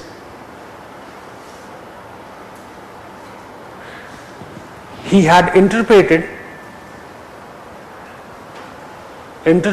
the events in a way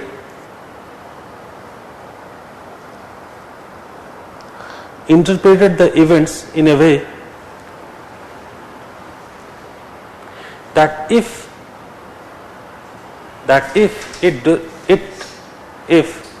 it would not happen,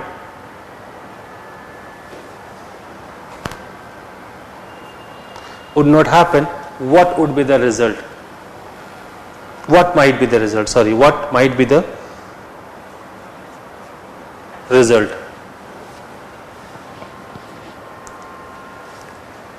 Next,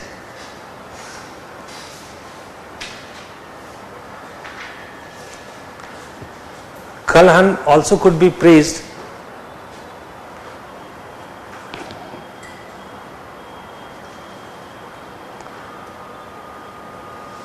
for using a proper chronology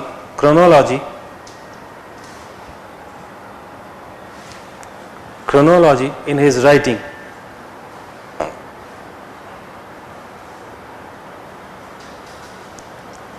Though it was not possible for him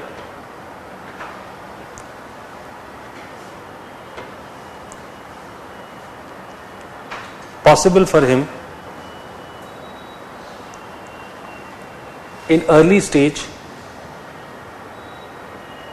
but after 813 and 14,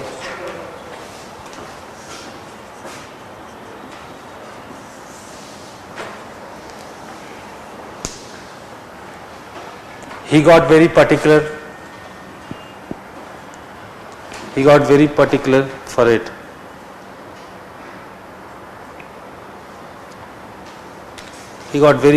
for it.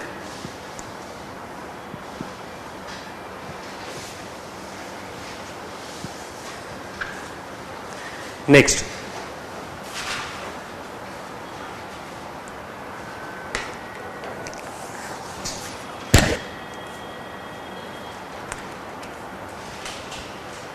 Kalhan tried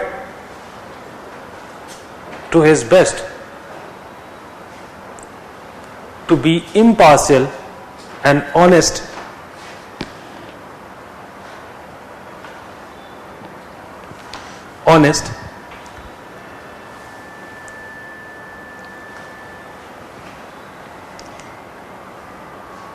while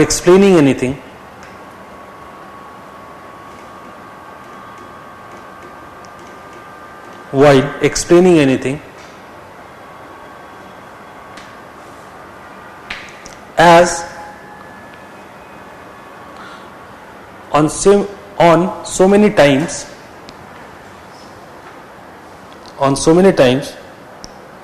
he had criticized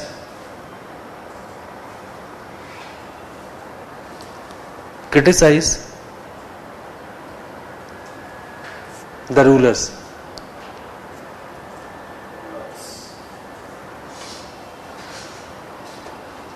At the same time,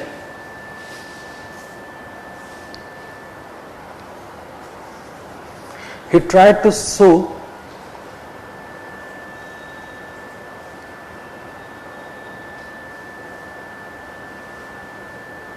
positive and negative aspects of any problem.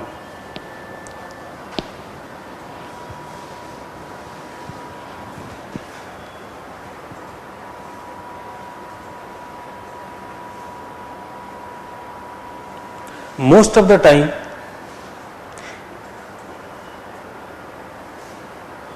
he criticized the officials for their greed, disloyalty,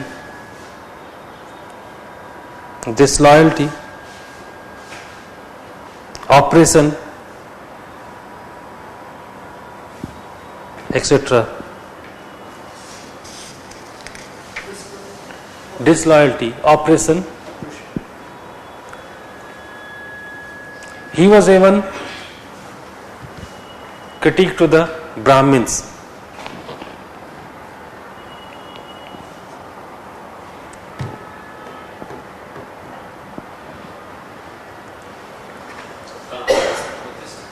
Kalhana?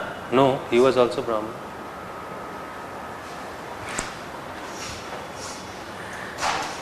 It's not possible. It all depends up to the mentality of the person, right? It is not like that, right? Anyways, last paragraph and finish it. Apart from all those pros, definitely certain cons were also there in his writing.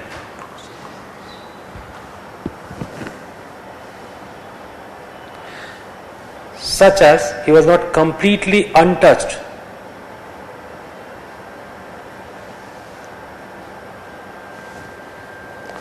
Untouched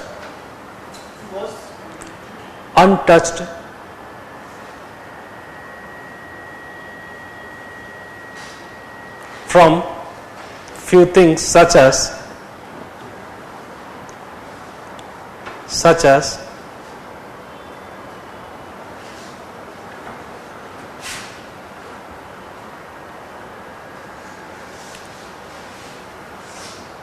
the dominance of religion,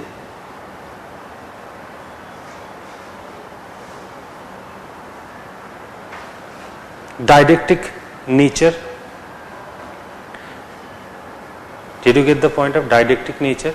हम पहले भी discuss कर चुके हैं. Where always you are using history to, teach someone something, right? Well, this is true, but you can't be in a way that you are a philosopher, right? And whatever you are trying to, tell, that is correct, and you must, rest of the people or society must follow that. So that is known as didactic in nature, right? So yes, he is also, using such kind of thing, right?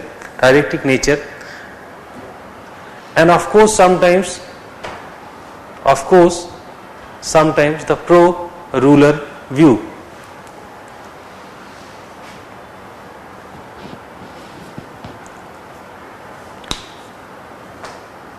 Ruler view. But these limitations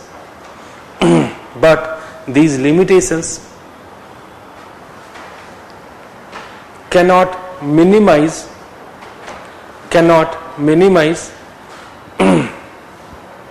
the importance of his work,